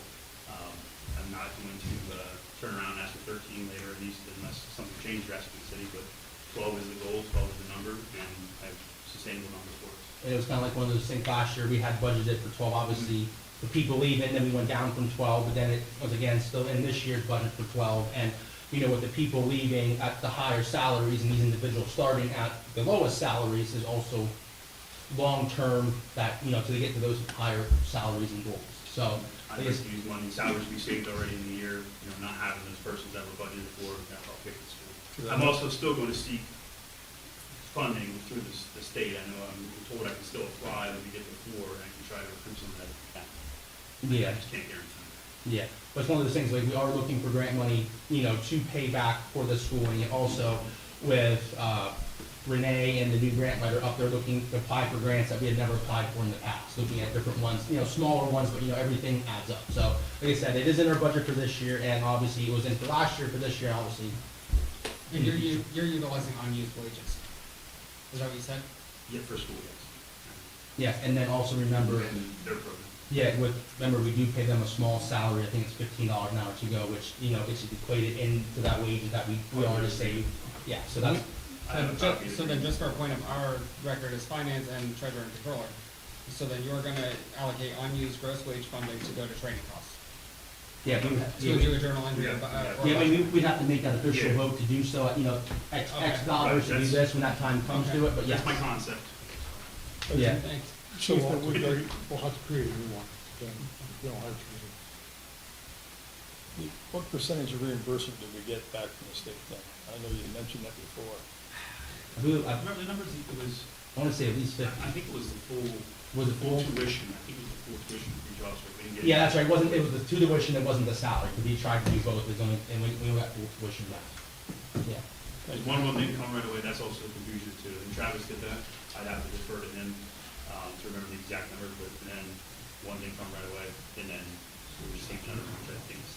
So, Jason never talked about it, I think it's there. Josh, you're gonna have to, if you're gonna put it in training, transfer to training, you're gonna have to make a motion to move the dollars there, because you're already over budget. Yeah, I mean, yeah, we can do that, like, right now, this is only to lock in the hack positions down there, so they know that we are sending candidates. Like I said, when we come back, when we're gonna hire the candidates, we'll have the exact number, I'm just making this number, it's gonna be $18,322.18. We'll come back with that exact number to transfer over there. At this meeting, like I said, we're not looking for any money, just to contact hack to lock in those two positions for when we go. Under those two officers. Under the two, yes. Like I said, they're finishing up the final and looking for the civil service to give the okay after. Yeah, civil service has to approve the list of the two persons. Okay. Any other questions for the chief? All right, so I'll make the motion to have Chief Slat contact hack to lock in those two positions. Do I have a second? Second. Ramos. Yes. Procius. Yes. Savage. Yes. Ister. Yes. All right, I'm going to defer this to our solicitor at this moment. Okay, the property at 724 Market Street rear, we had to have that property torn down for safety reasons. It was something that was before the council for several months until we were able to get the requisite, the requisite authority to do so. We tore it down at our cost. In order to regain the monies that we expended to tear that down, we need to move forward with an action against the landowner. Unfortunately, the landowner has disappeared,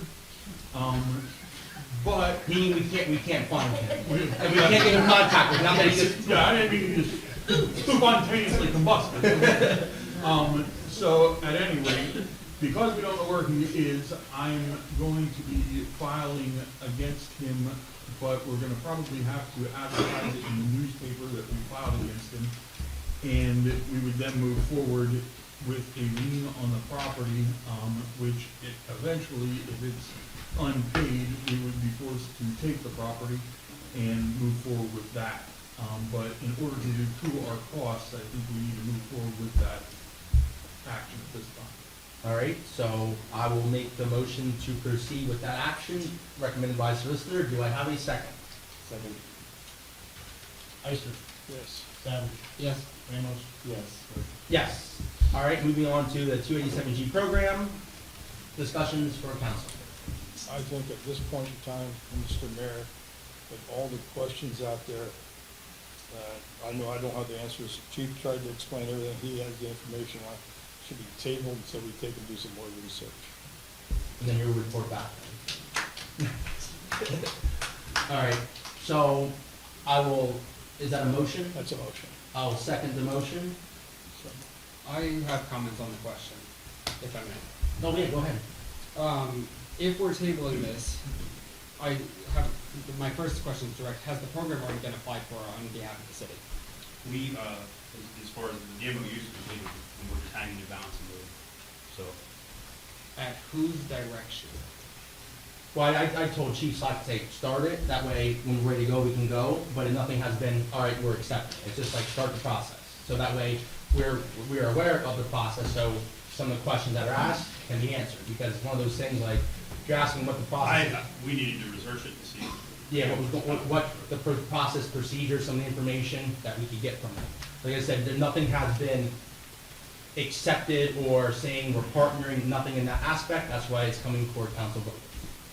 So I think, a couple things. So recently, and I'm gonna make this as quick as I can, recently I was told by a citizen in this audience that I'm often well known for being calm and collected, and recently I have not been. What I want to say is this was applied for without us, which, okay, I understand if we need to vote to actually get the program in. Strictly speaking, contractually, I want to know whose jurisdiction it's falling under. So like these are questions before it comes back to a vote that I want the answers to as a member of this body. So whose jurisdiction it's under, whose supervision. There are provisions of it that say that our officers, also known as the LEA, are going to be operating under the jurisdiction, direction, and policies and procedures of DHS rather than the city. That's not opinion, that's written. I want to know what's going to be reimbursed that's not material in the MOU because the money's not guaranteed, and that's written verbatim in the MOA, as it's referred to. Overtime costs are on the city. Normal duties of officers, I would like to know what the normal duties of the officers versus ICE office duties are going to be, because those are two separate things in the MOA based on our acceptance and their delineation of duties to our local officers. I have concerns with our officers being reassigned or relocated. Maybe that's a misunderstanding on my part. Information data storage, Chief, this could either be a now thing or maybe a later thing. Information data storage and reporting are massive things. So like, I don't know who's going to be responsible for that in the department, but that's hefty work and reporting. My other thing, three other things, qualified foreign language interpreters. I think that it's great that we work with some language interpreters now. Qualified language interpreters implies that they're legally registered, which is usually upwards of $300 an hour. So I want to make sure that we're not going to absorb those costs. I want to ensure that warrants are required because in this, they're just simply not. And if we're, my last one is a very straightforward question. If we do detain someone on suspicion or with legitimate criminal activity, where do those medical costs fall? If we detain somebody to get stressed out and have a heart attack, where's that falling? Because that's going to be a quick 60, 70, 80K bill. Okay, a lot to unpack. It's like rapid fire, so we're gonna have to go back over it. So, I can also email. but like also, so you know, like with the insurance, it's why I checked into insurance. So anything we do that begins under the umbrella of Sunbury Police Department, we're covered. If we go out and I say, hey, we're gonna go do a nice roundup, and I take 4 guys and we go begin to just ID people, we would not be covered or protected. So that's also why we won't be engaging in that behavior. So hopefully that helps answer that question.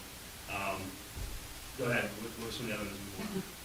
Well, I appreciate the willingness to answer them. I just want it written contractually. Okay. Is that, Well, I mean. Nothing's changed in policy for us, okay? So we're still operating under our policies and procedures. So again, that's why I say we are still going to behave as a Sunbury Police Department. We are constitutional police. We are not going to do any other certain procedure stuff on behalf of us, okay? So, and again, if we would engage in that behavior, that's where I understand the liability and qualities. We talk about overtime wages. Again, we're a small department, that's why we can't attach anyone to go work for the said organization. But we, if persons do have typical overtime that occurs because we make the arrest, yes, most likely, like as I said, my point would be as supervisor of the department to attempt to recoup those fees if we have to secure assigned, because that would be, again, doing my due diligence, right?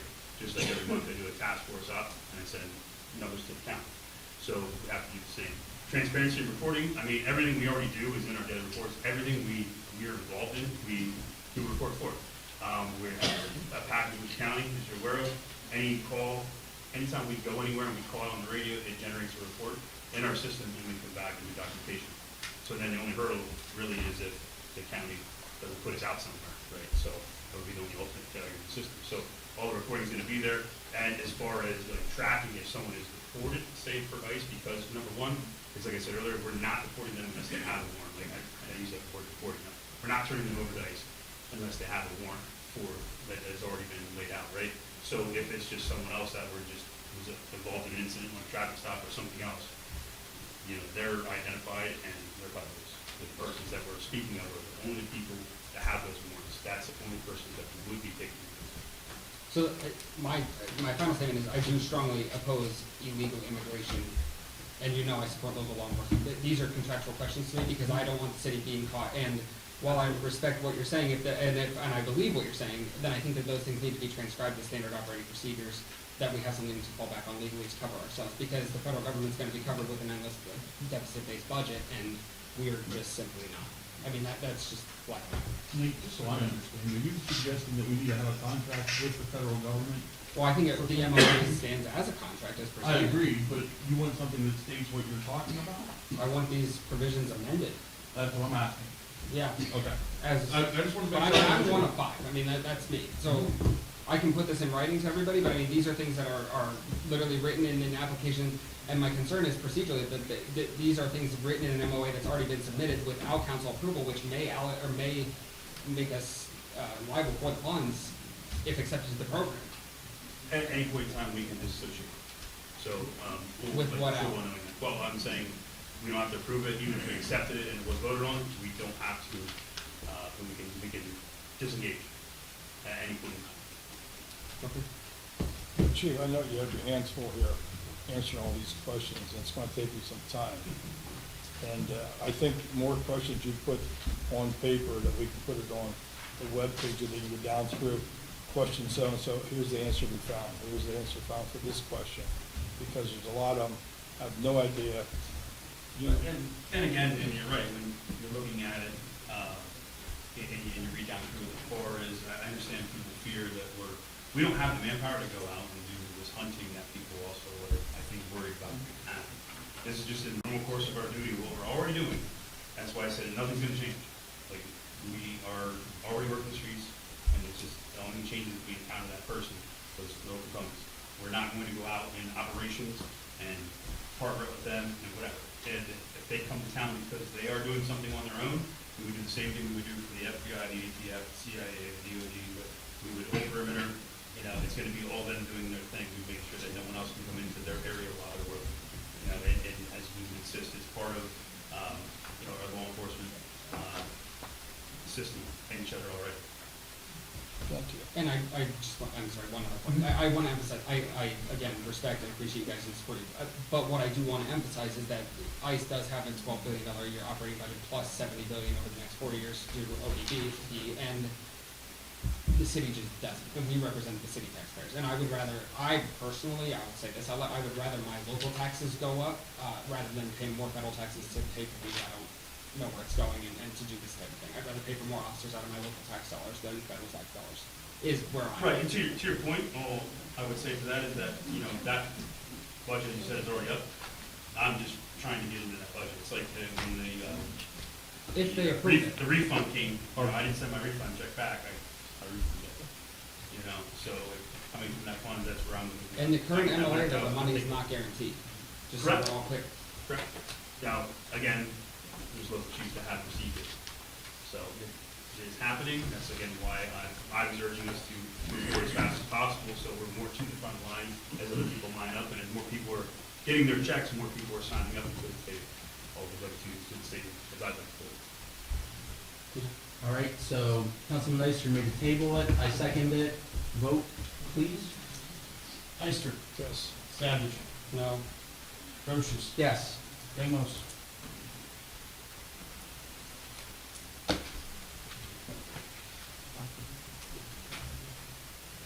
Yes. All right, moving on, Councilman Ister. The agreement to, rollerbladers, I'm sorry, I lost my place here. Joel, you had that agreement? I did, and I would suggest that if you want to pass it, which I don't have a problem with, we do it contingent on requiring them to add us as an additional insured at a number to be suggested by our insurance agency, just to cover us. That's fine. You want to get that together and I'll pass that on to them? I can pass on I'll have to talk to Mr. Purdy first and then I'll get back to you. Okay, thank you. That's the Jim, motion. I shall Yes, second. I'm The sorry. other question is, Who's going to be monitoring who's 21, who isn't 21? We didn't get that far yet. But normally, like, That's what I'm saying. but normally that's a ticketed event, and they have their people to work the door. Right, okay. So, thank you. You're welcome, sir, and I shall second the motion. Thank you. Motion. Ramos. Yes. Procius. Yes. Savage. Yes. Ister. Yes. Keep going, Councilman Leisner. Now, we need somebody to work the door. Mr. Alex? No. Well, it said it was free. Yeah. The girls are requesting a bring your own bottle that evening when they have certain activities up there in the ice skating rink. We did it prior years, and they're asking it again. I shall second. Thank you. Savage. Yes. Ister. Yes. Procius. Yes. Ramos. Yes. Go ahead, Councilman Ramos. I would like to make a motion to reallocate $777 from the uniform line item to the dump charge sanitation line item. This is for the Sunbury spring cleanup that was for the month of May. We had budgeted $2,000, and we had about 103 tons of trash that was disposed of at the Sunbury Municipal Authority. So it's a slight uptick from what it was last year, but I'm happy to say that it was successful. We did have some bumps in the road, but it did work out very well, so I'd like to second on that motion. Second. Ister. Yes. Savage. Yes. Procius. Yes. Ramos. Yes. Keep going, Councilman Ramos. Make a motion to pay the city's portion of the citywide cleanup to the municipal authority, $2,777. Second. Ramos. Yes. Procius. Yes. Savage. Yes. Ister. Yes. Moving on here, for Councilman Troop, who's going to be here this evening, the first reading of the street, one-way street ordinance. Like I said, that will be one-way going from CVS on to Reagan Street. We haven't, like I said, we discussed that at the work session, not work session, but ordinance reading at 5 o'clock. So I have a second. Second. Savage. Yes. Procius. Yes. Ramos. Yes. Ister. Yes. Moving on, Councilman Savage. I'll make a motion for the approval of abstracts and vouchers for the general fund in the amount of $88,701.65. There were no liquid fuels monies, private granting in the amount of $43,302.67, and finally payroll in the amount of $68,835.86. Second. Ramos. Yes. Ister. Yes. Savage. Yes. Procius. Yes. Moving on, there are discussion items. There are some announcements. The next council meeting will take place here Monday, June 22nd at 6:15 here in the council chambers. Degenstein Library Talent Show will be Friday, June 12th at 5 p.m. to 7 p.m. in Central Park. The GoJoe 2026 Joe Snedeker WNEP bike tour will be stopping in Cameron Park on July 22nd from 4 to 6:30 p.m. Hopefully you're available to welcome Joe on his bike riding fundraiser escapade. And at this time, is there any other announcements for anyone? Any announcements? All right, at this time, is there public comment? Please remember, you will be the 3-minute timer. I'm going to start here in front, working my way back. Please state your name, ma'am. Ann Marshall, back on April 9th, it was almost 2 months ago, I came here originally to ask about the status update of the property I live next to. The amount of times I've had to call the code regarding trash, weeds over the code ordinance of, 8 or 9 inches. I just had weeds today almost 3 feet tall. I've been complaining about this for over 2 years. That's why I originally came here in April. And nothing has been stated since that, because then I had a councilman trespassing my property, so my thoughts kind of got shifted. But back to the original complaint, what's the status update? Why am I still having to call code on a weekly basis of trash and garbage next door when I do everything I'm supposed to, and I gotta deal with this shit? Why is it still going on? Why has this still not been addressed? I've been threatened with councilmen saying that they could cite me for cracks in my sidewalks, which, again, by code, it's a crack less than a ½ inch. So that is not worthy of a code violation. And second of all, the sidewalks being questioned are my secondary sidewalks, which are not out front. The only reason you're on my secondary sidewalks is because you illegally trespassed and walked by my signs. So again, why am I still having to call and complain about this property next door when I'm mowing my grass and doing everything I'm supposed to as a due diligent citizen in this city? Can anybody explain that to me? what I could do is I could just have my supervisor, Jackie Harbor, look into the case in Iowa and see where we're at, and see if we can provide an update. I would like that to be done, but I would like it to be done during normal business hours. I don't want people trespassing in my yard after hours at night, please.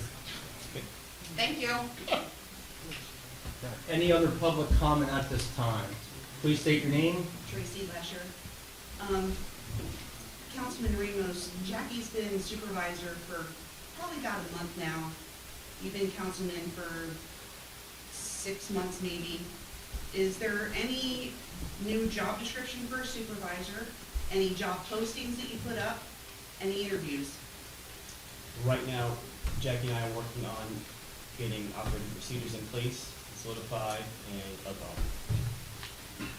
to get that going first, and then we're gonna have our post the job description. So you still haven't posted any open positions within 6 months that you've been in office? No open positions, no interviews, still only have 2 code officers. And you also promised at the last meeting that you were gonna hire a new supervisor, but you haven't posted that either? I said it's gonna be a few months because we're trying to work on operating procedures and any additional policies if necessary to be implemented before the new supervisor comes in, is what I. Well, what about the other, you can't hire anybody during that process? So, training the staff to make sure they are well versed in their job before a new hire comes on is the right path to make sure the staff can sustain their work going forward and can train the new hire as well. So, making sure they are well versed, they are educated in the ordinances and how to do the job first is my priority before hiring somebody else. Have you done any of the training yourself? I've gone to some of the trainings that Jackie has hosted or in the office, and it's done by the actual publications, but yes. Okay. Anything else, ma'am? Yeah, so in November, there was an accident up on 1200 block of Market Street where a Geisinger van of some sort hit that block wall. That block wall still hasn't been fixed. What's up with that? Well, we're trying to locate that match with that texture and color. Come on. Now, Tracy, I just spoke to Lloyd's Landscaping. Everything may not move as fast as you expect it to, but trust me, I just talked to her within the last week. I know you may not believe it, but that's the truth. Okay. Jeffrey, we have the check? Okay, thank you. Well, now, what about the 2 light poles on the end of Front Street when you're coming off this traffic circle? They've been gone for 2 years. We have them in stock. Matt Reeder is scheduled to put them in. Scheduled for 2 years? No. We didn't get a check for the one for a while, Jeffrey. So you have the money, but we can put a bunch of new trees down there, but can't put the lights down there? Well, first of all, the trees were scheduled 2 years ago. But the lights have been gone for 2 years, that's what I'm saying. Yes, we have them in stock. Once again, Tracy, things don't move as fast as you think they should. Well, 2 years, Jimmy. Tracy, And wouldn't that have been the car driver who hit them? has nothing to do with it. Nothing to do with it. You don't recoup your money from the car accidents that hit those poles? I just said, Jeffrey, do we have the checks? Thank you. Okay. Any other public comment? Please state your name. Hi, Jody Upper, representing Sunbury City Revitalization. I just want to make everyone aware that on June 20th, Saturday, 4 p.m., very exciting unveiling of sculpture in Cameron Park. We're going to see some park over that at the west end, and we're going to have a little celebration, something that I hope can bring the whole community together behind a movement for improvements and better quality of life and more economic revitalization in Sunbury. So hopefully you will all come. The council people, you've all received an invitation in your emails. I hope that you will use the link to RSVP so we can prepare accordingly. Also on that day, Sunbury Revitalization will be celebrating its 40th anniversary. We were originally formed in 1986, and we are in our 40th year of downtown and community and economic development in Sunbury, and we will continue to work in that capacity as long as we possibly can for Sunbury's future. So come celebrate with us. Thank you. Thank you. For the sculpture unveiling, 5 o'clock for the SRI anniversary celebration. Jody, thank you and your group. You did an excellent job. Thank you. All right, any other public comment? Please state your name, sir. I'll keep working my way back. I'm Nicholas Leahy. I live at 913 30th Street. I've been the one responsible for a lot of your time and details and everything going on regarding the street and car repairs. I'm on a list of other things. What are you up on that situation? Have you been following this? I have, like I said, Councilman Ramos has been working with Jackie Hart to Anonymous complaints, at what point is the property a nuisance or what? Because I haven't seen you. I mean, you'd have to ask Councilman Ramos that. I'm just answering your question. Yes, I have been. Property manager? I guess you'd have to ask Councilman Ramos because he oversees the code. I guess I always speak. Conflict of interest when the complaint is going to somebody that owns and runs the property. Then I will turn that over to our solicitor for his legal opinion / advice. I'm sorry, what is the address? 91330, complaint is 907. Which is which, sir? I'm sorry. I'm 913. So 907 is what you're complaining about? Yes, sir. And that's which avenue? I'm sorry. Purdy Street. Purdy Street. Yes. Up below the school. Okay. The street's trash. There's dogs in my yard. I sent emails to everybody again today because of dogs in my yard, pissing on my garage. It goes on and on. And at what point is there supposed to be a nuisance? And why isn't it gone there? Because you're aware of almost all of it. Once again, we'll turn over to Councilman Ramos and/or our solicitor because that's. Mr. Mayor, I have a question. Joe, that's the one we're working on changing the ordinance around to cover that. Yes, but it is, there's probably 5 other things that follow besides charging. You and I have spoke before, am I right? Yes. And I know I was getting informed of what was going on. I know they would change that because of the working on the vehicles on Purdy Street. But there's loud music. They have that on my street too. They do that stuff on Free Street. There's gallons of oil running down my streets. Yes, There's shit absolutely. going on. We definitely need an ordinance for that. Well, that's what they're working on. Yeah. And the race car was built on the street where you were involved with messaging you. Yes. They installed an engine and started a race car with no mufflers, slicks on the front of the car and ran it up the street. This shit has been going on for 6 years. It's been a while. I remember It may not even be the same people, but again, I ask, at what point does a property become a nuisance complaint? Because the councilman being involved with that property is a serious conflict of interest. Absolutely. Well, let's back up.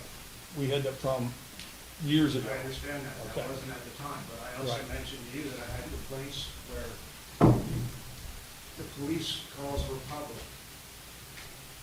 At that Well, time. I know you'd called the police and the police showed up. I checked in Yes, back when but Travis there was were here. times where police showed up that they were notified before, as soon as it hits the airwaves, they were. Oh, I follow you now. They I were misunderstood you. Okay. There's a lot of shit going on there. That's what I'm Yes. trying to get at. Because I know we had the diesel truck, the white Ford diesel. That, the gallons of oil, Right. you're still staying probably down at a list.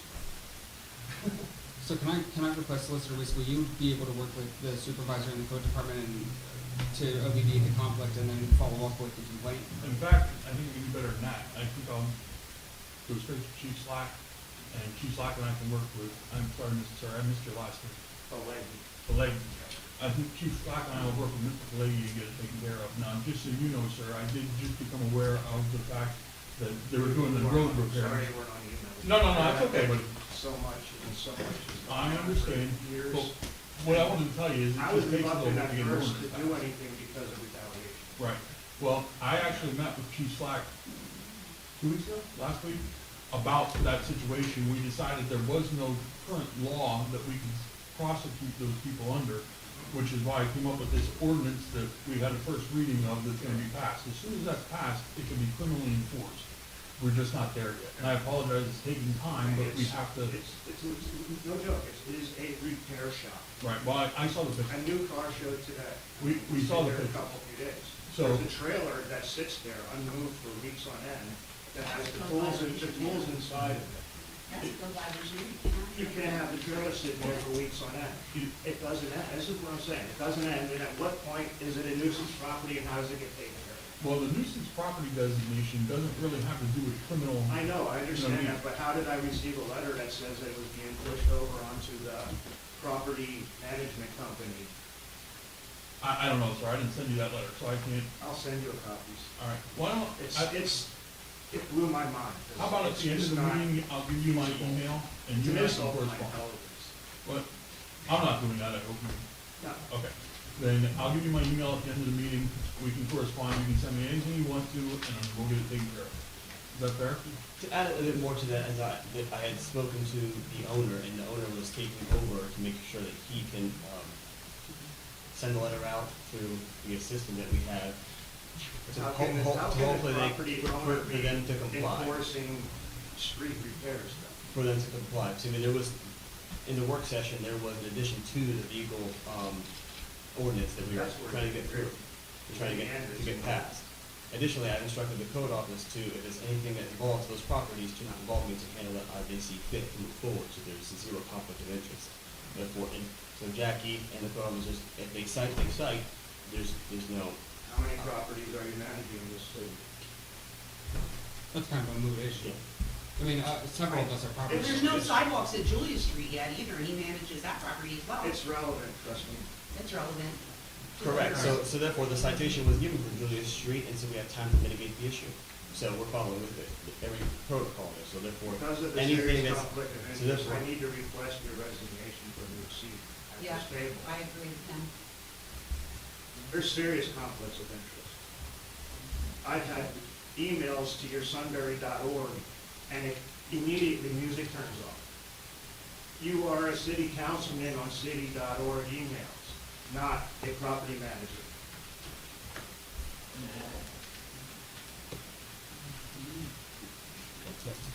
Anything else, or otherwise, I don't want to cut you off, but is there anything else?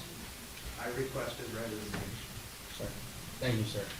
I'm gonna work my way back, and I'll work my way back. All right, sir, please say your name, ma'am. My name's Becca White. I had made a couple complaints to my landlord about my apartment that I have here at Sunbury on North 4th Street, not being up to code, and nothing was done about it, so then I complained to code office. Code then did tell my landlord that I reported them to code. I have been receiving multiple text messages that are very borderline harassing from them since then.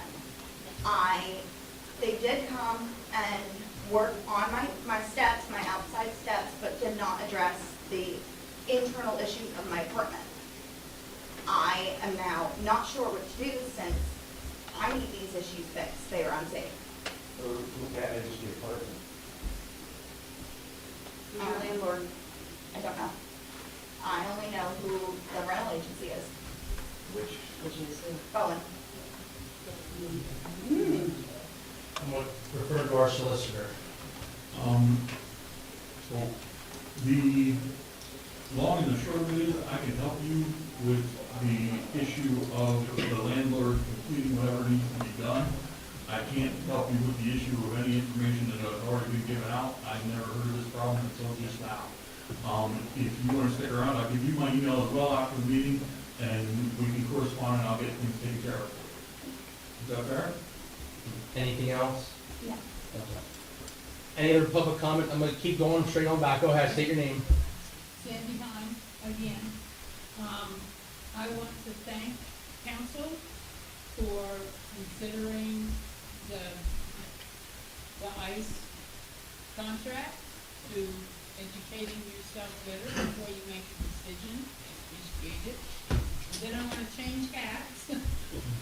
The other hat is my Save Our Susquehanna and Climate Reality Project. We have a report, and so I would like us to have a time slot for your next council meeting. Do you wanna do it after the work session in July? That way we can designate it to you, that way you don't have to rush to get it done, or? Now, this is just a brief one right Oh, now. okay. It's not the whole thing, it's like phase one. Okay.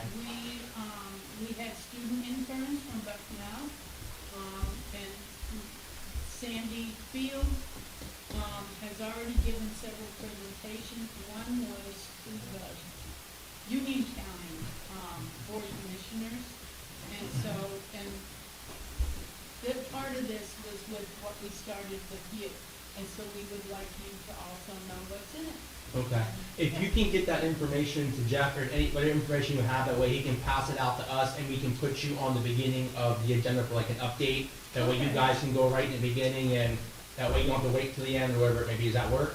Okay, yeah, All right, then also get that stuff to Jeff and then we'll get it dispersed to us then, okay? we will do that, maybe at the beginning of next week. I won't be here Saturday, you gotta see me tomorrow or after the 18th. After when? The 18th, or she can get it to Robin. Yeah, give it to Robin. I can do it. Thanks. All right, thank you. Any other public comment? Please state your name. I'd like to, ask some questions about an ordinance that has not been passed yet about stray cats and feral cats.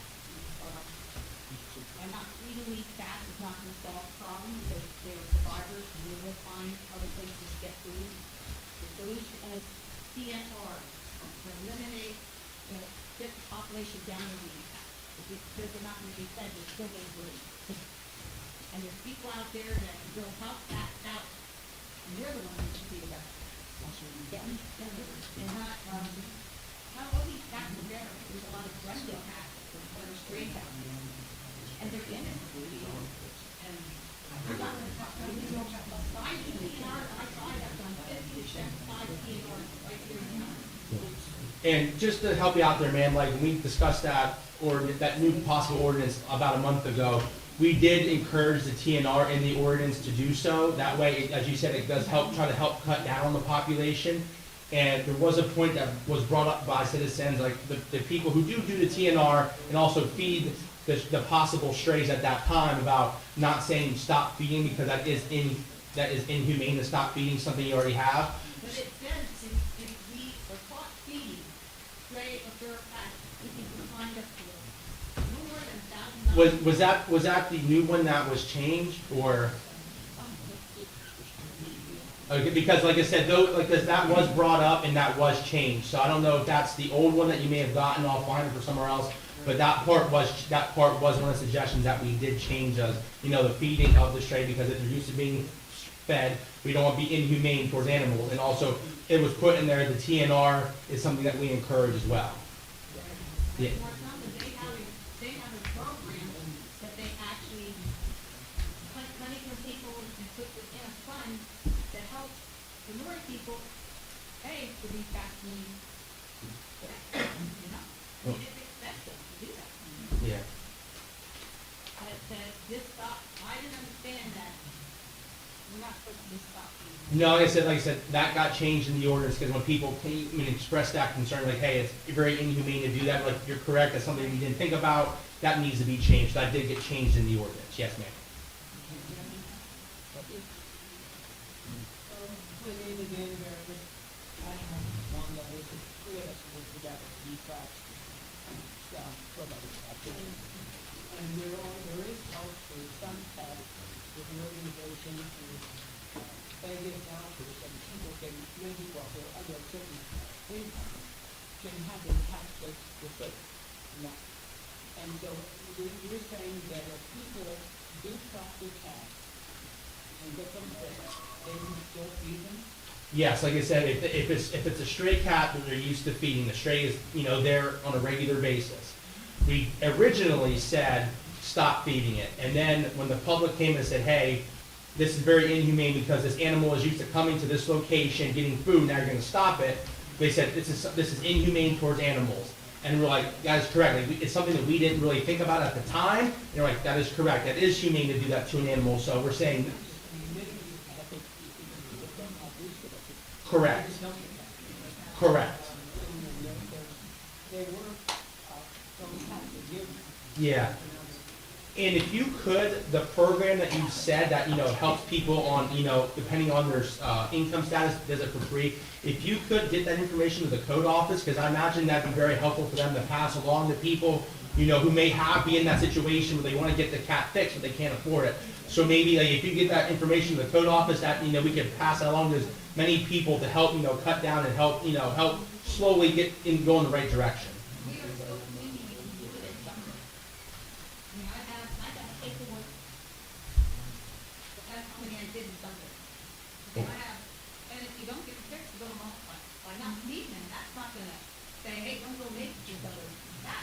Yeah.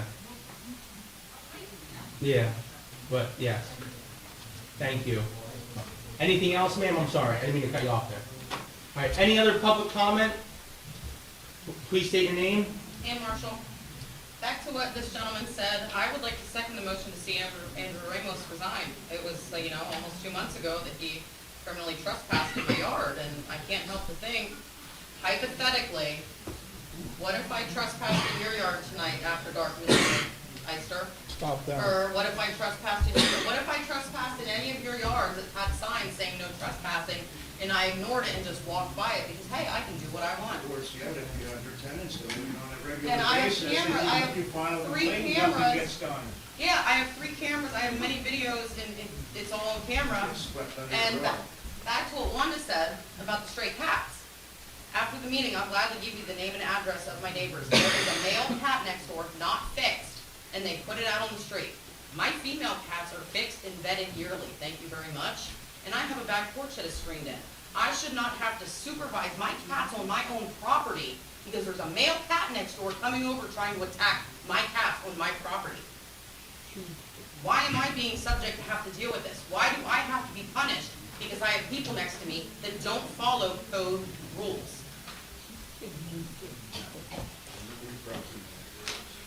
I own my home.